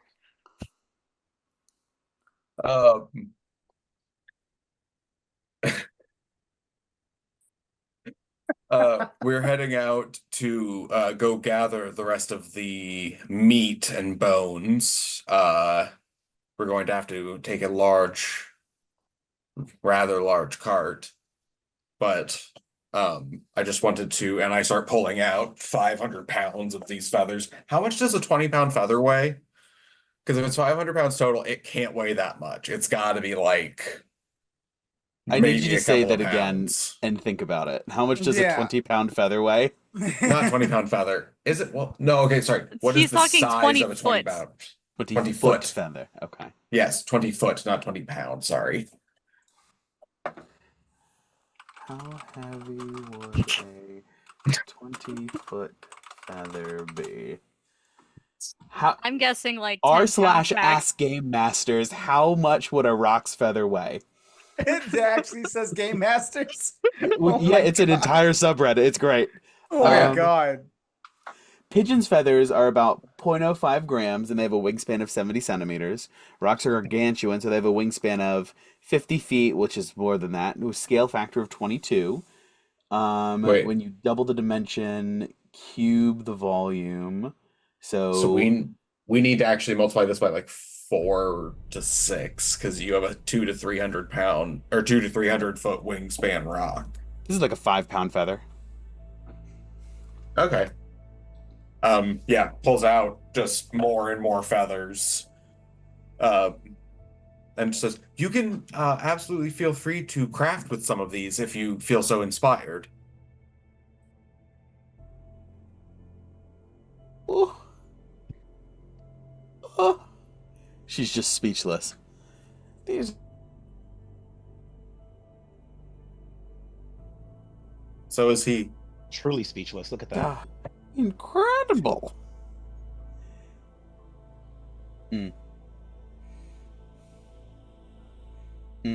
Okay. These are incredible. Absolutely. And some of the largest ones are pushing 5 pounds a pop. Some of the other ones are obviously less as they're smaller and down and things like that. Yeah. So emptying out that 500 pounds, she's able to get it moved to a convenient area. For the cold weather clothing, that'll be 30 gold. Do I have any money left? Listen, I'm coming with you, so if you need any more money. I have. Oh, I have a lot of silver. That's fine. I have about 94 gold. So you said about 30? Yes. Okay. I'll pay for half. Okay.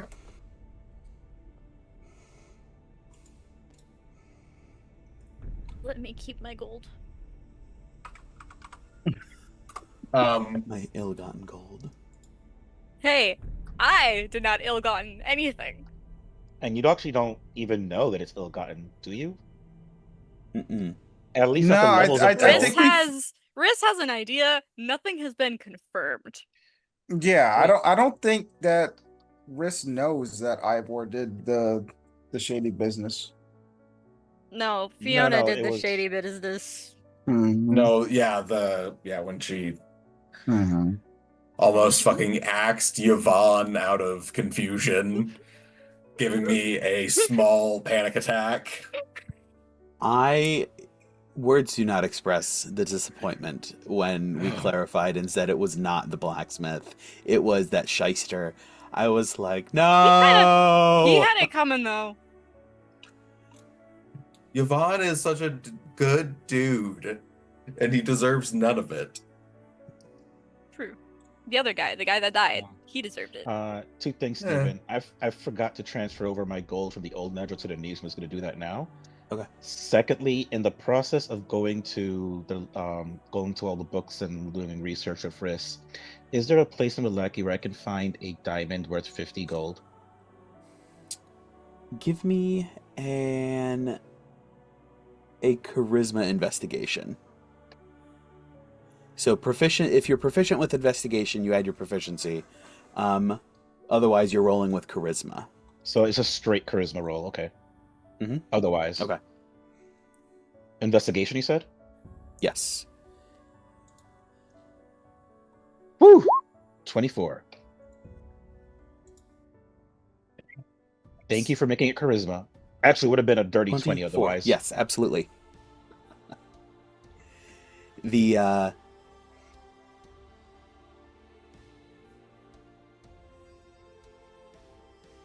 That's unfortunate. there's a small gem trade.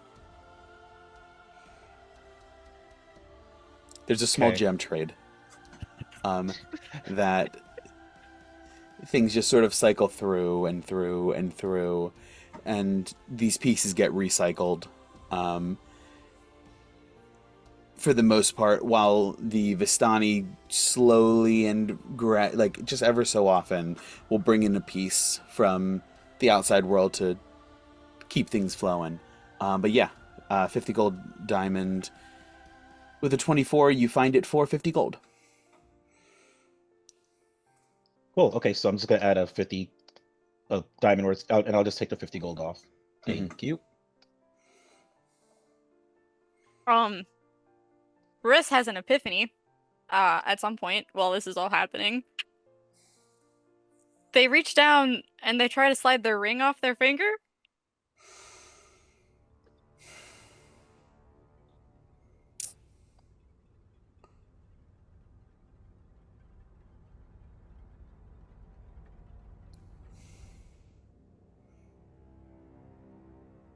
Give me a wisdom check. Oh no. Oh wait, check, not saving throw. No, I wish it was a saving throw. I hope you don't ever want that. Wisdom check? Okay.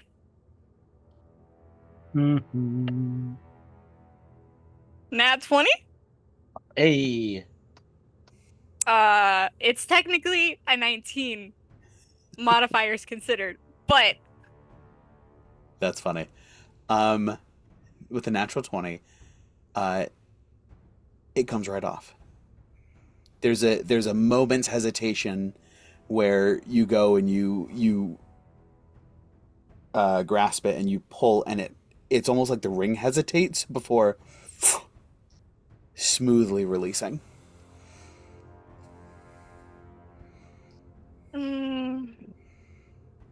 Okay. Continue on. Thoughts for later. When my answers cause more questions than they solve, that's my favorite thing.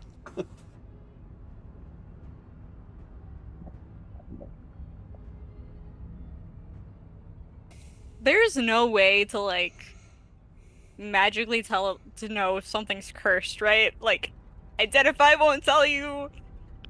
I thought identify does tell you. It does not. It just tells you what spells. Unless the spell was like bestow curse. Yeah, that's true. Yeah, it just tells you. It tells you its properties, how to use the properties, whether it requires attunement, how many charges it has. You learn if any ongoing spell effects are affecting the item and what they are. And if the item was created by a spell, you learn Argument the that spell's name. says cursed is a property.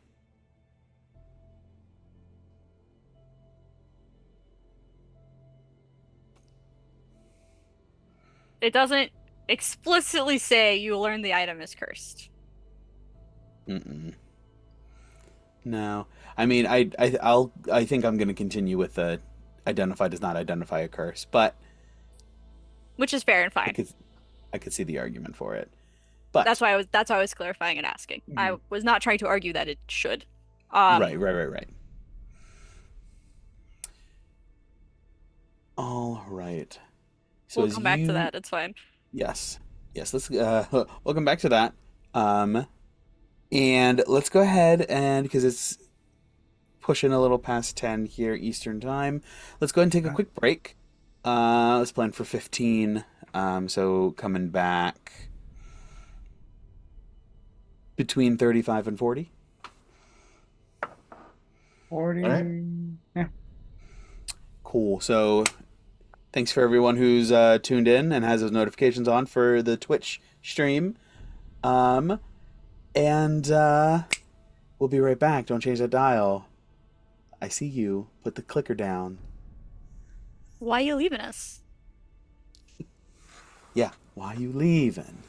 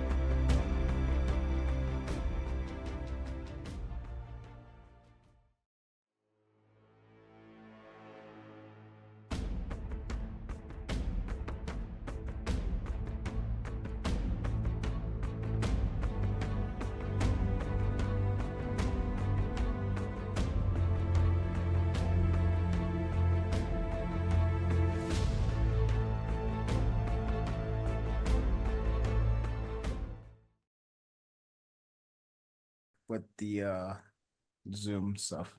All right, welcome back, everybody. It's a great time here, guys. I don't know. Don't believe all the haters. It's a great time here. Yes. So we come back in as the party is sort of dispersing to handle some things. There's a couple of people going off to try to grab the remains of the rock. There's a couple of people going off to do some more research, and we'll see where things go from there. So, let's check in with the getting the rock bits from the mountain first. Okay. So a cart. Per the new 2024 rules, an animal pulling a carriage, cart, chariot, sled, wagon, or something of that nature, can move weight up to 5 times its base carrying capacity, including the weight of the vehicle. If multiple animals pull, you add them together.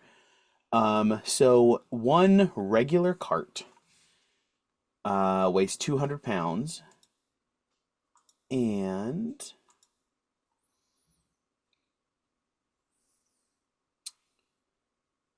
I believe if I did the calculations correctly, Orion's pull push lift or whatever it is, pull drag lift, 2550 um with like if he has a cart, if he's pulling a cart specifically. if he has a cart, yes, something of that nature. It's about, yeah, that sounds about right. Now, can the cart carry 2,500 pounds? Probably not. But on a big enough cart, he could pull up to 2,500-ish pounds, depending on So- the size. So feasibly, if we took myself, Orion, Ivor with Matar, because Matar is a little stronger than Orion. For some Um, fucking reason. He's a warhorse. Horses Yeah. horses are strong, my guy. Only by 1 point. It's fine. But so if we do the 4 of us, that'll be 5,000 pounds. So we probably need 3. So if we take Ares, like Nedro said, then we should be able to take 3 carts and get everything within those 3. Yeah, more or less. You guys are able to find 3 big enough carts to carry all of those goods. Okay. And then pulled by each of these mounts. Yeah, absolutely. Okay. Sweet.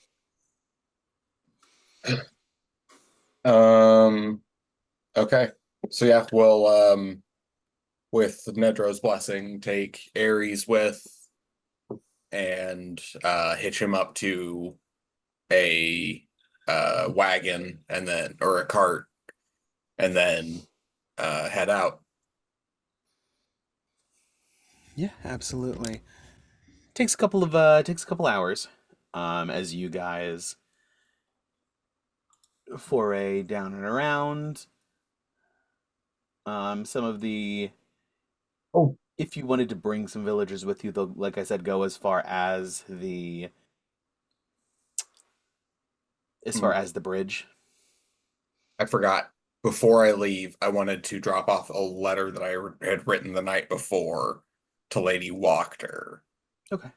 Yeah, that's okay. And it just details, it's just like a status report, basically, just a heads up of like what's been going on. Mhm. The fact that the rock is like I killed the rock and I'm going to get all of these resources for Vallaki and the people of Kresk. And potentially some new werewolf allies.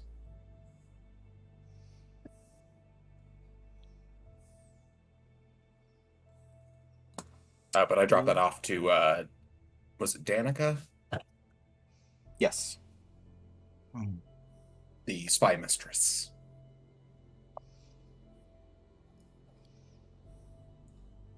Okay. Yeah. Sorry, I wanted to do that before we left, but yeah. Easy enough.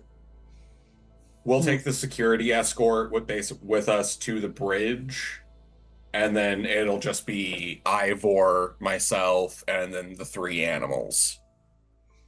Also, with Gawain's letter,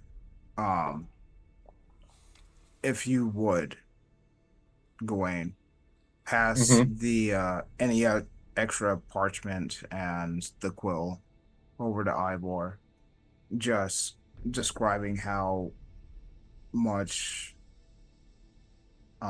Lady Wachter has helped Ivor get to this point, and he would describe,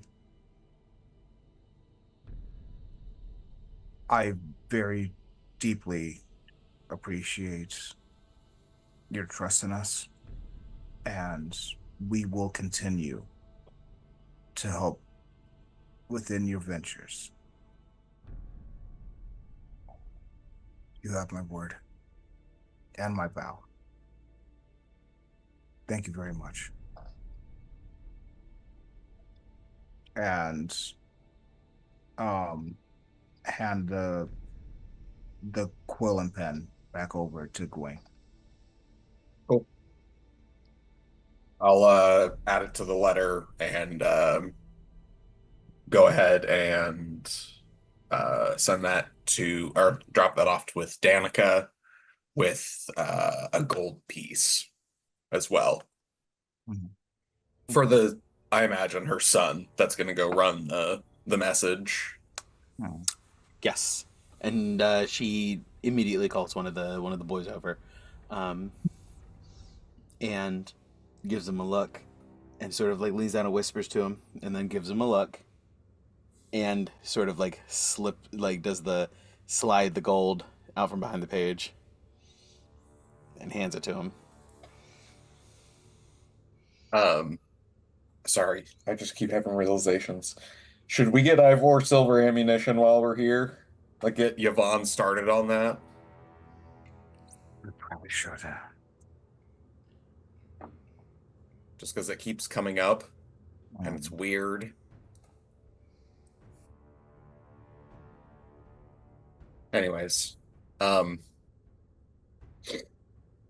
don't have the money to pay for that, Ivor, so that's kind of, if you have the, I guess we could literally just melt down silver coins.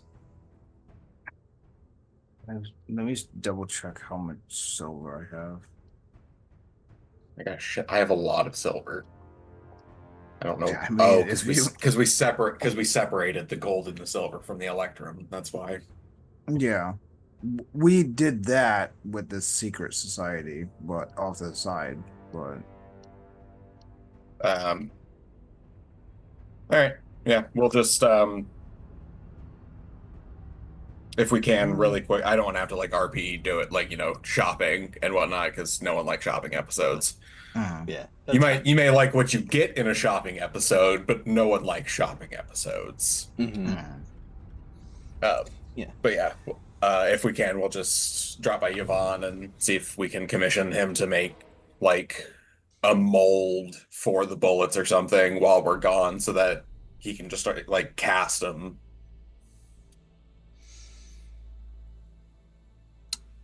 GM, what do you say? Do you have a handful of rounds that you can leave with him? Should.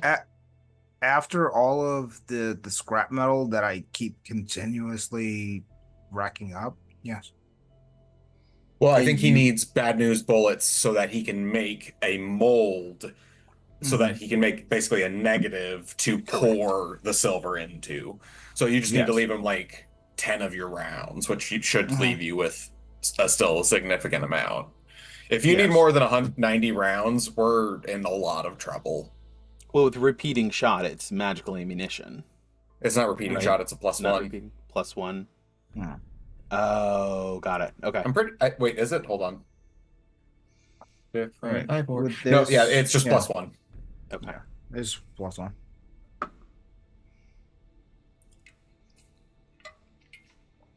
But yeah, you drop off 10 rounds for him, And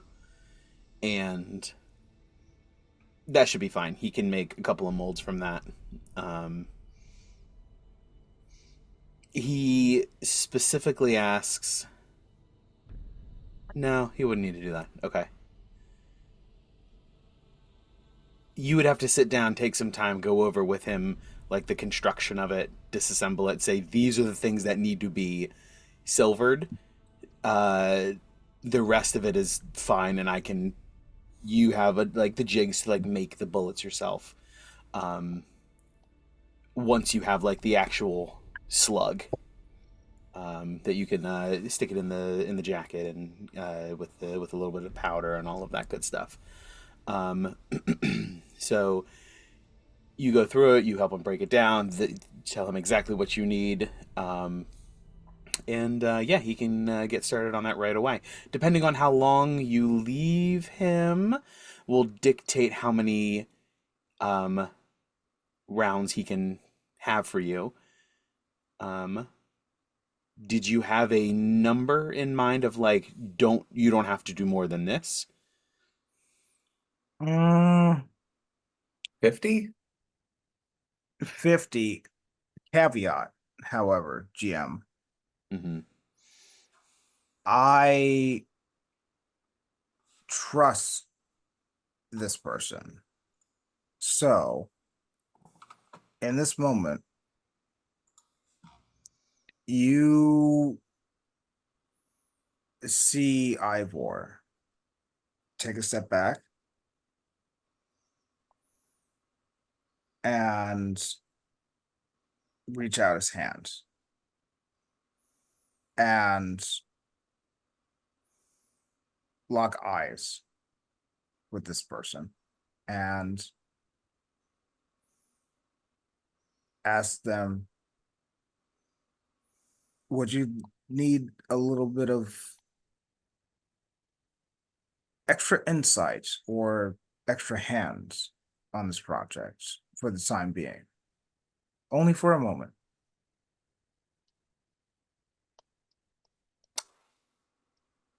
I mean, it is basic casting job. Yes, it is. The It is quite the engineering feat that you'll do, but that is you will take care of. Yes. I could see some sort of experience, but I trust your process by all means. They should be able to make. I will use sand. For the time being, I will provide you perhaps this, and Ivor will pick up his cape, flourish it for a bit,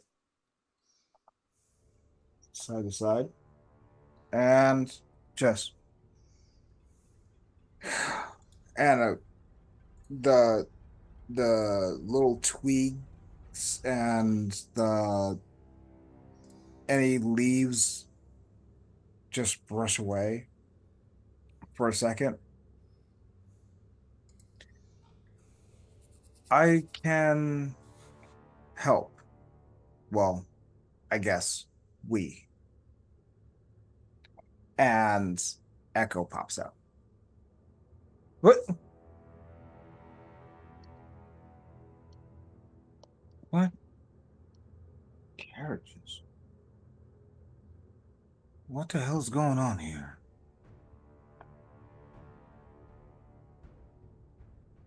Another one? All right. Fine. I guess I'm all right. Fine. My Toscan will. It's whatever. I've been through this before. What do you Ivor, want? were you planning on leaving Echo here to help Yvonne? No, I can't leave him. Hmm. Just to help explain. Actually, you may want to leave Caesar here because I don't think he'll be able to keep up with us.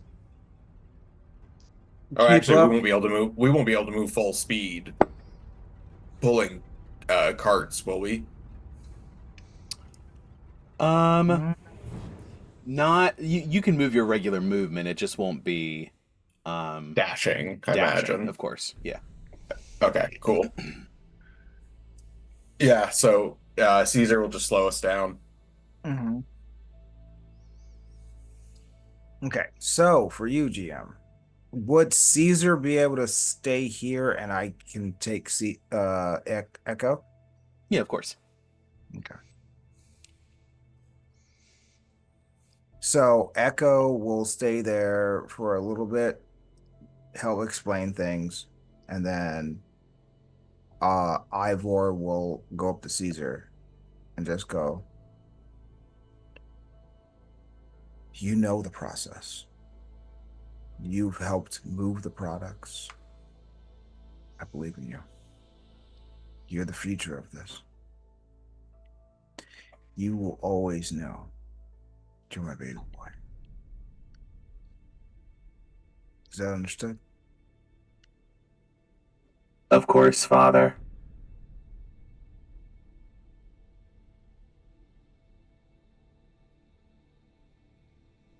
Very well. You take care of Right. these good people. I'll be back. We should head out, Ivor. We've got a long day of riding ahead of us. Very well. And before Ivor follows you, he just gives Caesar the biggest of hugs. Tears streaming down his face, and he almost doesn't want to let go, but he knows that Caesar can take care of himself now, and he knows that he has let the bird fly the coop, as to say. Don't trigger And Gawain by saying that. He'll think of the Rock again. and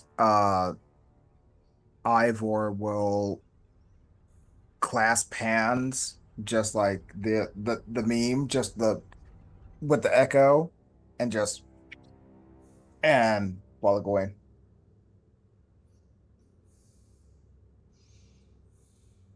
The hope is that we get all the way there, load shit up, and get all the way back with no conflict. Until the GM rolls, tells somebody to roll a fucking D12 or some shit. No, it's never just a D12. It's like, hey, roll me a D12, roll me a D8. Oh.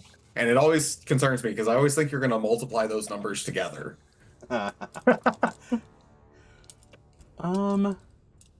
Both of you guys give me roll 2d20s individually.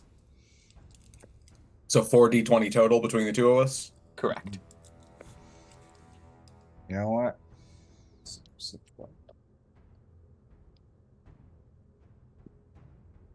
I need to get better light.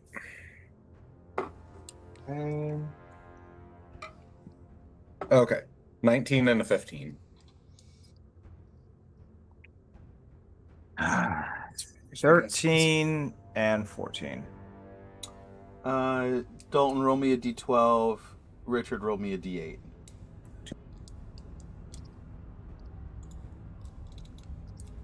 10. 3. 30 dire wolves pop out.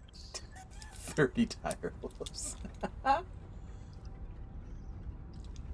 Worst of all, they don't even come for you guys. They just small wrists and Ned in the library. Yes. Yes. Like, we're just looking at books like, oh my god, what the fuck? We die.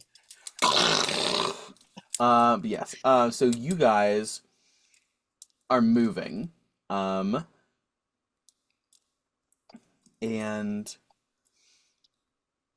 you guys are going at least, what, 50 feet? Yeah. Yeah, because Matar's got 60. I've got 50. Mhm. Ares has 50. Yeah, so like my zebra is just keeping with y'all. So, as you guys are coming down the pass, switching around there,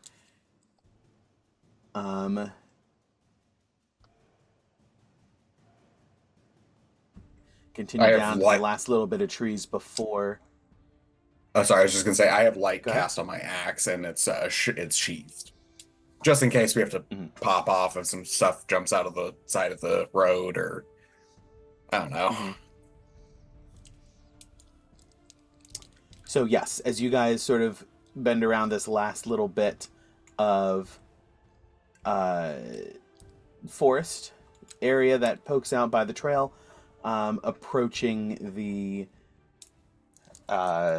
bridge, a number of wolves, just regular wolves, just leap out of the underbrush at the. Oh boy. Okay, cool. How many? A number. Well, a number could be 5. It could be 600. I don't know.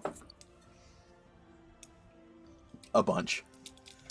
I'm going it is to several as they appear. So I need initiative rolls from everybody. Ah, shit. Okay.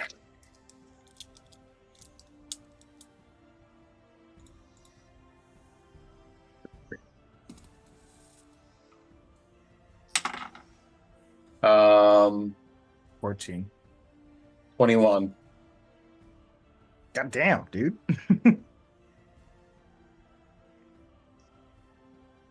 And then you said 14 for Ivor, and we'll do 10 for the guards. Guards? Yeah, we had Guards, yeah, we took people with us just in case Oh yeah. we needed backup. And We're here you supposed are, to do needing backup. most of the fighting, but all right. So, first up, these guys leap out, and they do. There's a number of people who've come with you on their own mounts and horses, and everyone's spooked. The wolves don't actually like get anyone. the wolves didn't something. The wolves didn't get anyone, but then they froze. Oh, okay. Yeah. I think you're back. They didn't get anyone. Like, they didn't pounce on anybody. But they are in the midst. You guys can pull away, but this is going to be how efficient a retreat can you do, because you will outpace them. They're not fast enough to keep up with you for more than a few moments. I'm going to wait, is it who's up first? You were up first, Gawain. Okay, cool. I am going to, just so I can protect everyone, I'm going to, is it center of attention should be within 30 feet. So I'm going to get to a point where I can get to where I think the center is on Orion, like the closest I can get to the center, to affect as many of these wolves as possible. And I'm going to go for an intimidation display. Okay. Do you remember? I don't know if y'all have seen How to Train Your Dragon 2, I think. But the dude who like tames and masters the dragons, like how he yells, that's what I'm going for. Like whenever he's like swinging his like whistle orb or whatever that like tames the dragons, I'm just pounding on my chest with that same kind of like display.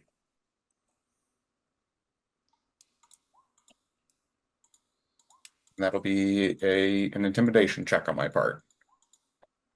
And that'll be a nat 20 Natural 20. Let me see if I Oh, got it. damn. for a 28. None of them get a nat 20.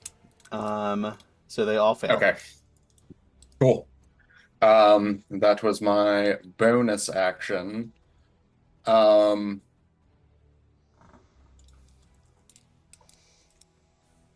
see. I could. How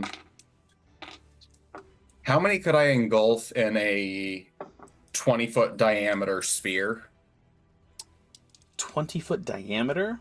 A majority of them. You will also hit a majority of the civilians that are present. They are intermingled. Never mind.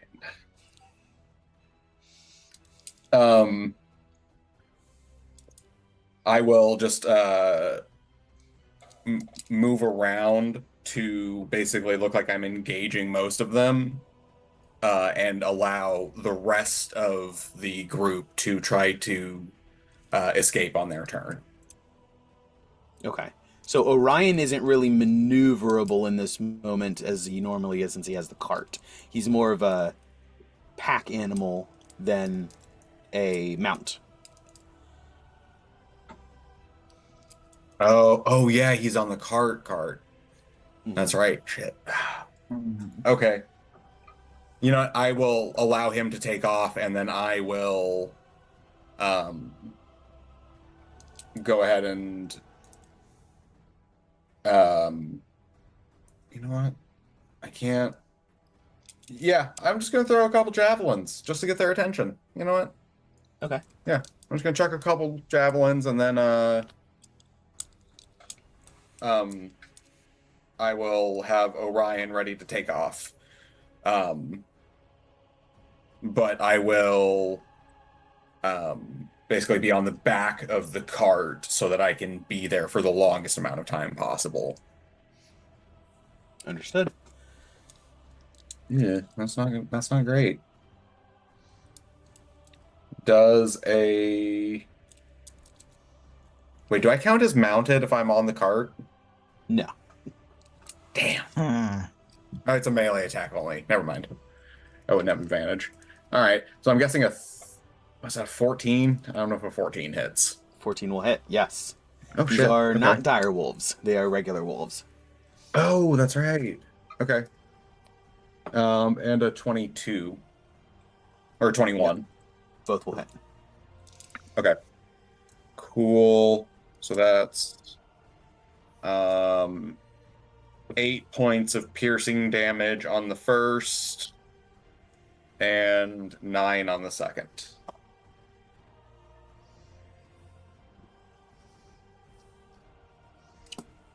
And yeah.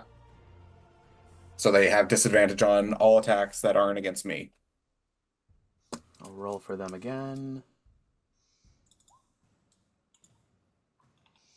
You can give me another. I don't think they get to. It's if anyone else damages them besides me. I don't remember. Let me see.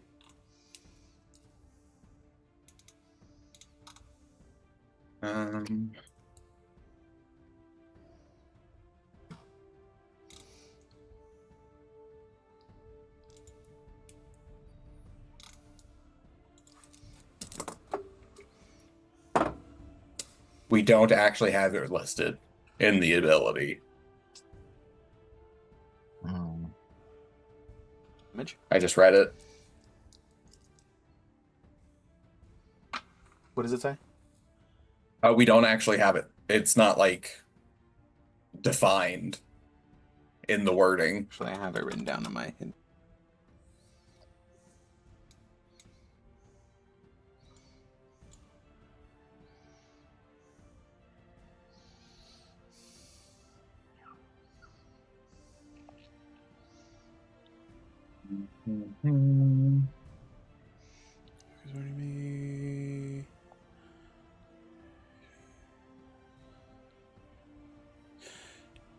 Got it. That makes sense. Because if you're attacking, you're still maintaining their attention. That they would Yeah. focus on you. Yeah, anyone else will say. They get to reroll. Okay.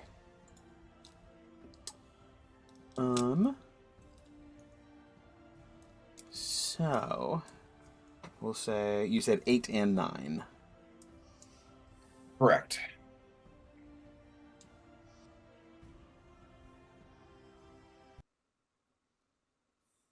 And that's my turn. Okay. All right, now it's the wolves go.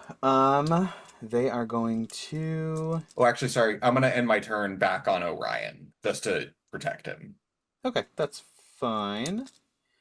Wolves are gonna go. They're gonna nip at the things around them. With the pack tactics canceling out the disadvantage. Yeah, that's fair. For some of them, at least. We're gonna go with solid.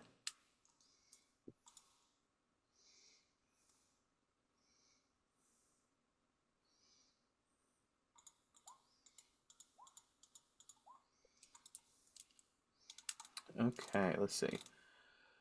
1, 2, 3, 4, 5, 6, 7. What is the normal AC of a horse? It can't be that good. Maybe we'll say probably A warhorse? 13. Though no, these are not war horses. These are just regular. Regular horse. I'd say a horse probably has a dex of +3. Let's see. Well, they might have natural, like for some reason, might have like natural armor. Let's I see. would be flabbergasted. I mean, they might. I don't know. Draft horse. Yes. Armor class of 10. Armor class of 10. Oh boy. So all of these are gonna hit. Including a natural 20. And so this is not good for these civilians. Let me pull up a draft horse. Monsters. Got 3d10 plus 3 hit points. Okay. And they have they're strong, they're not dexterous. Okay, that makes sense. Okay. That is. Let me duplicate that real quick.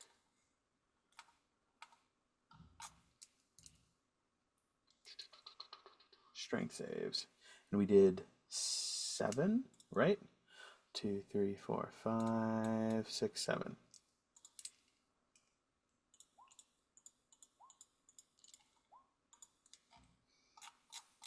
Also, GM, what time of day is it? At this point, it's easily midday. Success, success, success, fail. Success, success, natural 20. All right, so one horse does get nipped just enough that it fully just like does one of those. It falls prone and just rolls. And 2 of the wolves go in on that. And the rider is not in a good place. The other ones take how much does a draft horse have? 15. Let's see. Or would we have brought draft horses? Because they only have a 40-foot speed. They wouldn't have had anything else. Oh, okay, so we would have had to slow down regardless. So we should have brought Cesar. Fuck. Damn. All right, whatever. 7. And then it's an AC 10 for the horses.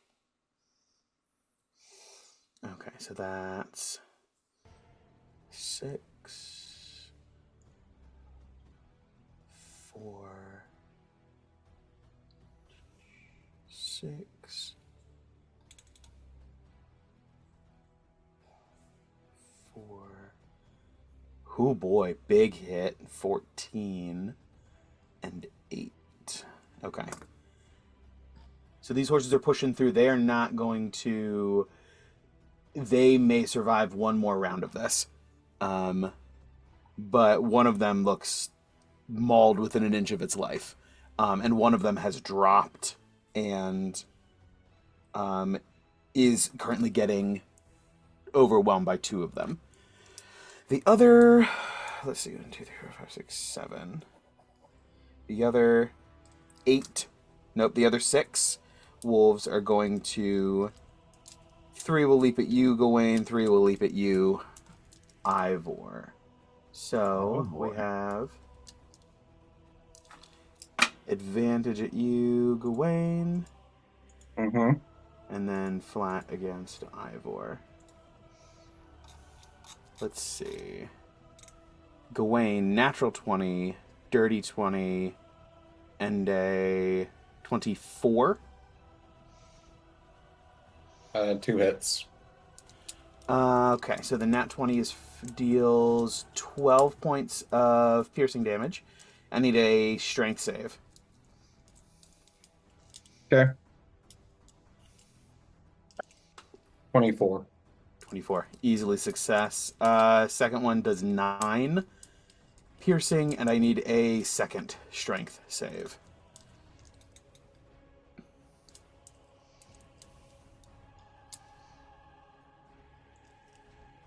Even higher.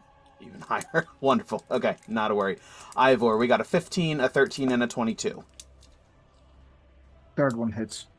22, 8 piercing damage, and I need a strength save. You should be within 10 feet of Gawain, so you should have a +5 to this. That's fine.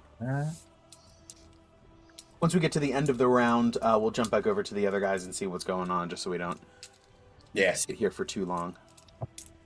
That's a 19 on the die. Yeah, that's a success. Okay. Okay, sounds good. That's the wolves' turn. The horses are looking scared and rough. If they survive another round of this, they are going to try to bolt. Wait, how much was that for Ivor? 8 points of piercing damage. 8. Okay, thank you. And that brings us to Ivor. There are 13 wolves, 2 of which look very damaged from the javelins. 13, you said? Mm-hmm.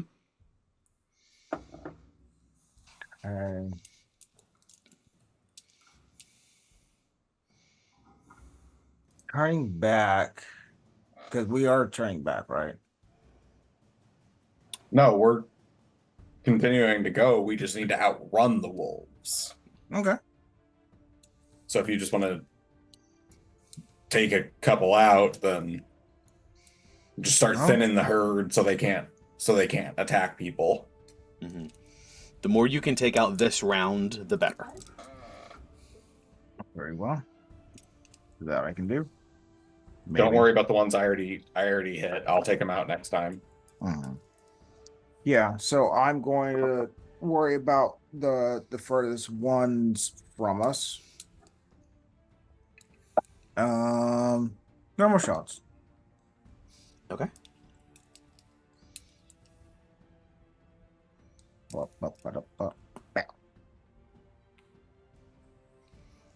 Oh no. Wait, does that hit? You just did a normal shot, so it should be plus.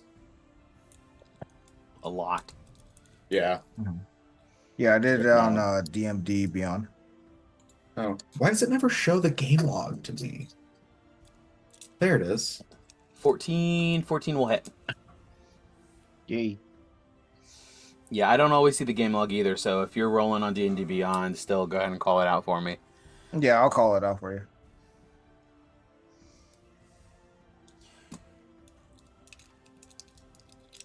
How much damage? It says 12. 12. Yeah. Big shot. Just into the ground. Gone. And then the next Yeah, I think I'm going to wait. Gawain, did you say the closest ones or the furthest away? The ones that are about to kill that horse, the one that are attacking that one, the horse that's on the ground, take those out. Okay.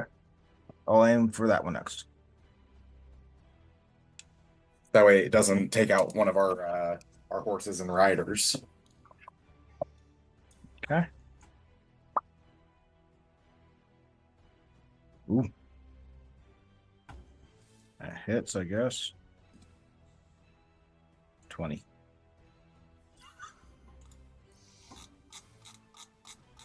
Yes, yes, and yes. So we'll say both of those hits. We'll say both of those hits. We're at the two that were converging on the downed one. Just blowing them both away. They can get up and live to fight another day, hopefully. And just a reminder, you can attack 4 more times if you'd like. Yeah, with Action Surge, and also Echo is with us. Yes, he is. Uh-huh. Yeah, if you would like to, go for it. Very well. If it'll load again.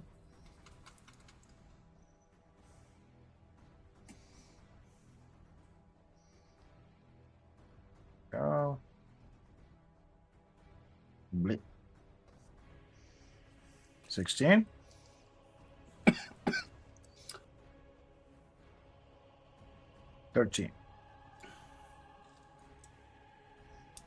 Another one. Blam. Gone. Can the Echo also shoot twice? You can use your Unleash Incarnation as many times as you have the attack action. That's how it's worded. Or What is it now? yeah, pretty sure. Because it's GM? under A number of. Manifest Echo. There it is. When you take the attack action, any attack you make can originate from the Echo space. Let's see. No, that's Unleash Incarnation. That's it. Whenever you take the attack action. action. Yep. Yeah. You can make one additional melee attack, or in this case, ranged, from the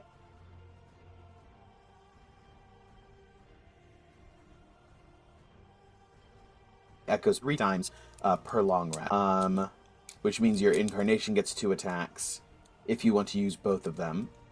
And then you get, if you wanted to Action Surge, you get 2 more attacks, which you can burn your third Unleash Incarnation on if you wanted to. Okay. So, with UGM, would I be able to take another shot? So I just said. Yeah. I will mark that off. And what would that look like? Does that Ivor like disappear? Does that Echo disappear and then reappear?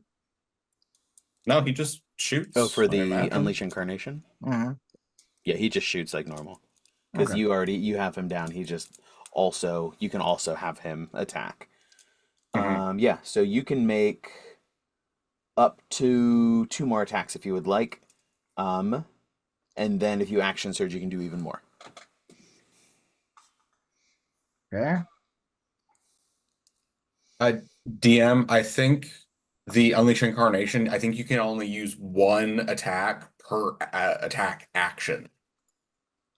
So I think it's 2 attacks for the attack action, and then Unleash Incarnation is a third. Oh, you're right. It's not per attack, it's per attack action. Yeah. Yeah, So you could were do correct. a total of 6 attacks this turn. Yes. So that was 2. You can make Unleash Incarnation for a third here. And what was that? I roll a 23 to hit. Hits.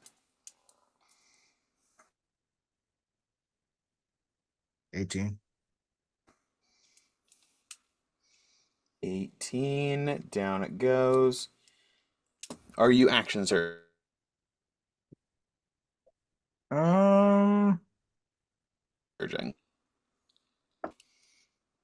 I'll save the action surge. I'll see how the wolves react. I think they're about to react by tearing into civilians, homie. But you Fuck it. do. If you want to pop off, you pop off. If you don't want to pop off, save it. Because we might have to fight, like, I don't know, the Rock's partner or some shit when we get to the mountain, for all we know. Yeah, who knows? You can burn as much as you want here. The It's Rock's not partner is girlfriend. named Rockette. Get it right. Yeah, so it's up to you. Did you want to action surge or did you want to save it? I'll mark off my action surge. Okay. Yeah, you can do, if you wanted to do another incarnation as well, you could do 3 more attacks. Just make sure you mark off both of those incarnation uses. Or you could just make 2 more attacks. Up to you. Okay, unless. Okay, so that's gonna be all 3. Okay. And. But. That was almost 20. That'll do it.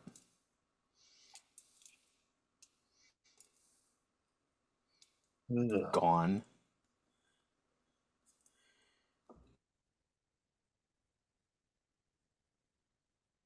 Put another one down. 20, 20 will hit. 12. I'm so happy you haven't misfired yet. Hey, this is all D&D Beyond. I'm just trusting to die. Mm-hmm. Yep. And then 19, yeah. Nice. So between Ivor and Echo, just this barrage of gunfire, just and there are 6 wolves that are up in 3 in your grill and 3 in your grill, Ivor. The other 7 are just gone, just sniped right out. And all of the civilians are clear unless these guys on you are going to turn back to go after them. And for those of you at home, this is what they call a tactic of talking guns. When one person shoots, the other one reloads, and then the other one shoots. And then it's a just perfect symphony of barrage of bullets. I mean, it is the 5th of November, so it would be a nice day to listen to the 1812 Overture. One time. And let me know if anyone knows about that in the comments. So these I got guys are going to 7 wolves. Hmm. Damn.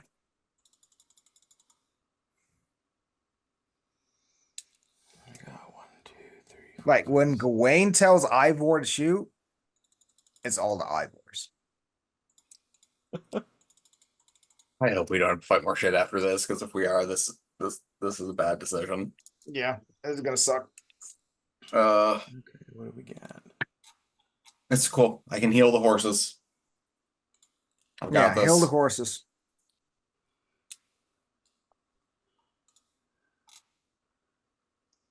Eight, 16, 14, 15, 14, 17. Yeah, as these guys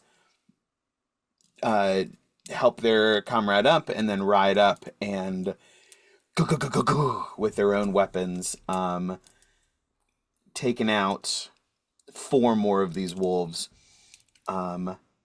This pack is decimated in seconds, and the remaining 2 splinter off and retreat back into the woods. Do we get the idea that these might have been, or no, because I guess Strahd isn't really home to send the wolves out after us, so this might have just been they're hungry. Okay. Is there any merit to? I'm gonna ask some of the guards with us if they're. Do they think that any of their families could use like wolfskin coats? I'm sure some of them could. Okay. Fuck it. We got carts. We'll just gather them up real quick. Yeah, easy enough to do. Gather them up 13 and or we'll 11 get this wolves. taken Sorry. care of. 11 Yes. wolves. Yes. 11 wolf pelts / carcasses. And then with that, you guys make it safely to the bridge where you drop off the civilians, and continue onward up to the rock.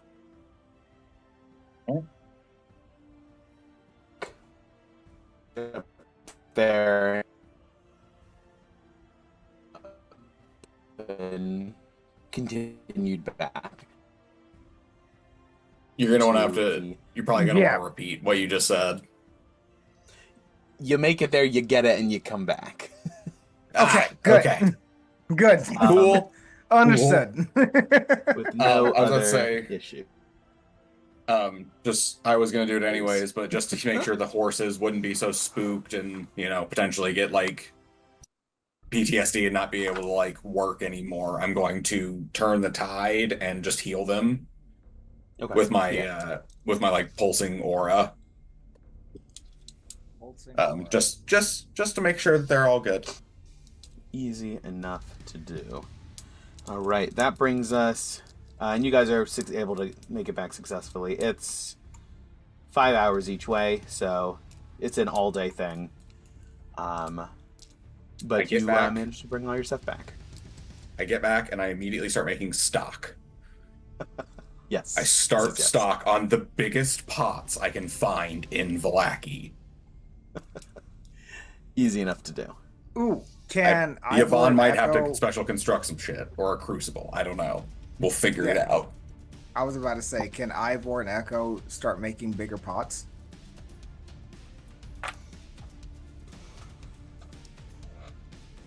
I mean, by the time you get them done, Probably not. Probably They're not. Just his tone sounded like probably not. Mhm.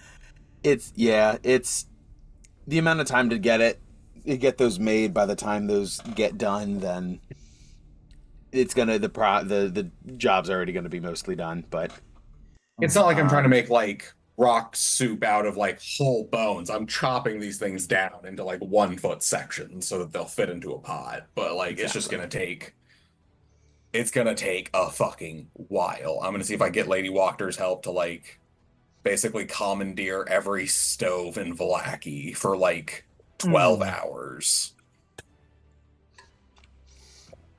easy enough to do. Yep, absolutely. Awesome. Yeah, especially with Ivor's like mention of like, hey, this is really gonna help me like make it up to you for saving me from the mist, and I really appreciate you. Please help us.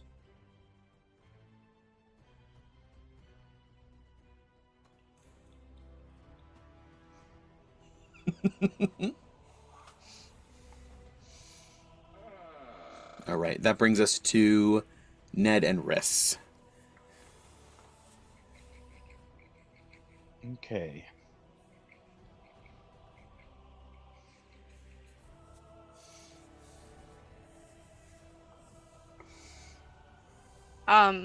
We go to the library? Question mark. That's right. You guys are doing some research We're on. doing some research. Will we be able to find anything? Maybe. Remind me what you guys are looking up. Baba Hag bullshit. Saga. Ah, gotcha. Specific to her, but also like any information on hags and Yeah, literally weaknesses, how to anything. defeat. Yeah, pretty much whatever. Include like what happens if they have someone's soul, that kind of shit. Anything we can find. Good sir. So as you guys make it to the library, it almost feels more majestic than it did previously. To you, Riss. Perhaps it's just your return from the dead. The library, it almost like cathedrals in front of you. And you're overcome with a sense of like, almost like a holy place. It's a strange feeling that you haven't had before, because it was just the libraries where you worked, but now there's like a reverence for it, like a real value of it that washes over you. Intriguing. Ned, it's just the library. Yeah. But it's the best place of knowledge you're gonna find. So for sure. All right, and you guys are looking for info on Hags in general / Lysaga specifically. Go ahead and give me investigation checks. Not even particularly good at this at all. Don't forget your -3. What's that? Nat 20, baby. Ooh, Nice. Okay. And with my not proficiency, it's a 21. Nice. The 23.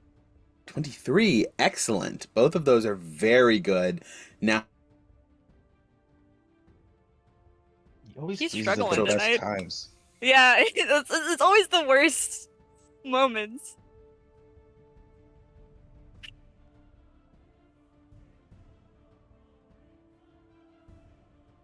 It froze. it's always when I need to talk.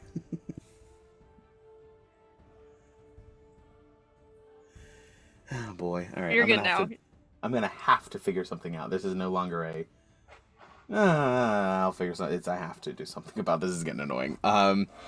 So, with a natural 20 and a 23.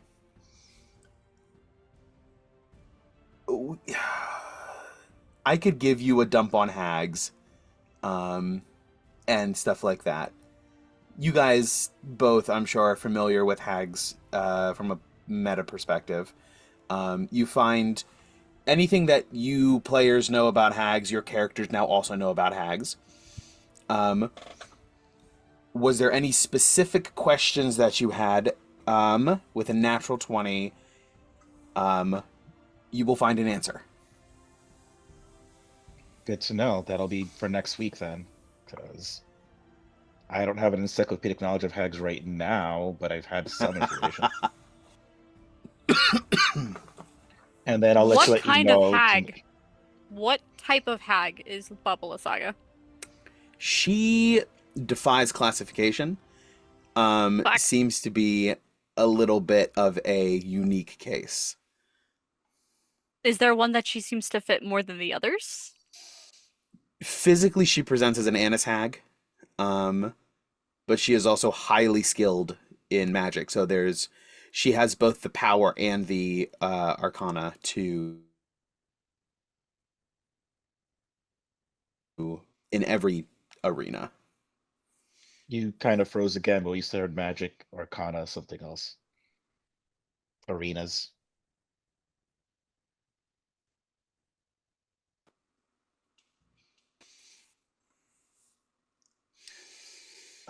Is there anything specific to her or specific to hags in general? It's a weakness that we can use, especially if there's something specific to her. Nothing particular. Hags are very intelligent. And they don't have like a particular vulnerability to something or a proclivity toward something that they don't have like a vice or a vulnerability. Do they? Per Okay, then how se. about this question? What's something, if we were foolish enough to fight a hag, what is something we could do to protect ourselves, to defend ourselves as much as possible from one of them? And again, that could apply to hags in general or specifically her.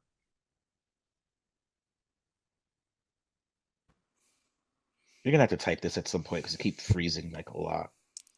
Mm-hmm. I'm trying to think what I would, because I've thrown hags at my players before. It's fun. You to come up with things, and we can call it here in just a minute. Just because this is becoming a problem. Even more than it already was. Initially, one very good strategy is they are considered Fey, so anything that would protect against Fey would buff you very, very much so against their attacks and her attacks and her spells.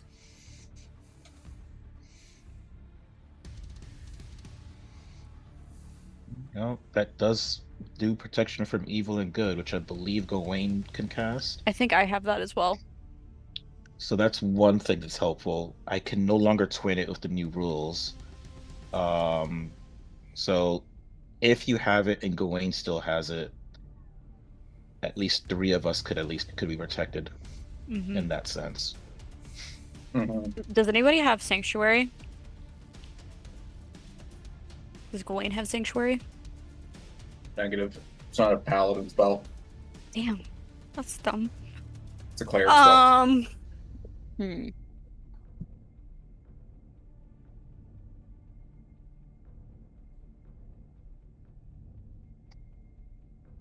With my nat 20, could I look over stuff for the week and just ask you questions in the group chat and you'll answer for us? Yeah, that's fine. Just because I know it's a little spotty here. And Ooh, I will FYI, I don't think it matters now. Actually, I forget how artificers prepare their spells, but Sanctuary is a spell that artificers can cast. At what level? It's level 1, son. First, yeah. All right. We should try to make spell scrolls of protection from evil and good, though. That way If we we can do have that- multiple people have it up. If we do that, we wouldn't. I think with the rules, we need to have the material and then put it on the scrolls, as in the material cost of protection from evil and good. yes. Yeah, I've got some holy water. Got it. Yeah, he can make holy water pretty easily, Perfect, actually. yeah. So Also, there's we found like pretty much the Holy Grail over by the sanctuary where Ivor tried to. Also, if we have time, Ivor should definitely make some Sanctuary spell scrolls, because Sanctuary is not concentration. and it's also a bonus action. It's also a bonus action. Protection from evil and good is concentration. Yes, it is. I love this With because the being able to ask questions in the Discord, sorry. How specific to Baba Saga can we get? Is this just if it's too specific for what would reasonably be on record, I'll let you know. okay? But yeah, whatever comes to mind, I will. I mean, I would like to know like what spells has she been known to cast. Okay. I'm go through. I'm gonna spend the next like 20 minutes coming up with a list. Don't mind me. Actually, and I'm once we minding you. finish, I will send my list of from when I had my mental breakdown a couple weeks ago with all the puzzle pieces. I can send them to you guys now because Riss has said it in character. That's fun. Watch my But- descent into madness. I also love this because down in the comments, again, I've seen 1 or 2. Please, if you want to help the GM, help the GM. Help the GM. No, but if He you literally also has want- an all-powerful hag. He doesn't need help. No, If you- help the if you- GM. Help Yeah. him by telling him really cool magic items for him to fucking give us. Yes, and I consider that helping us, but if you want to Well, tell you're helping him with us the idea.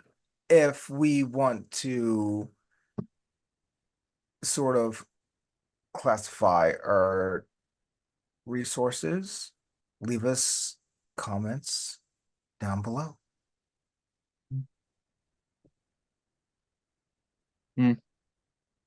Are we trying to call it because of Steven's connectivity issues, though? Yes. well, it's also Somewhat. 10 minutes anyway. Yes. Yeah, it's also So, 10 minutes. because I keep jumping in and out, I think this is a great place to call it. We will reconvene next week, same time, same channel. Thank you so much for joining us, everyone, on Twitch and YouTube. It is an honor and a privilege to run this game for you guys all to enjoy. Thank you very much. And always remember, you are the legend at the end of the Dragon's Tale. Good night, everybody. Night.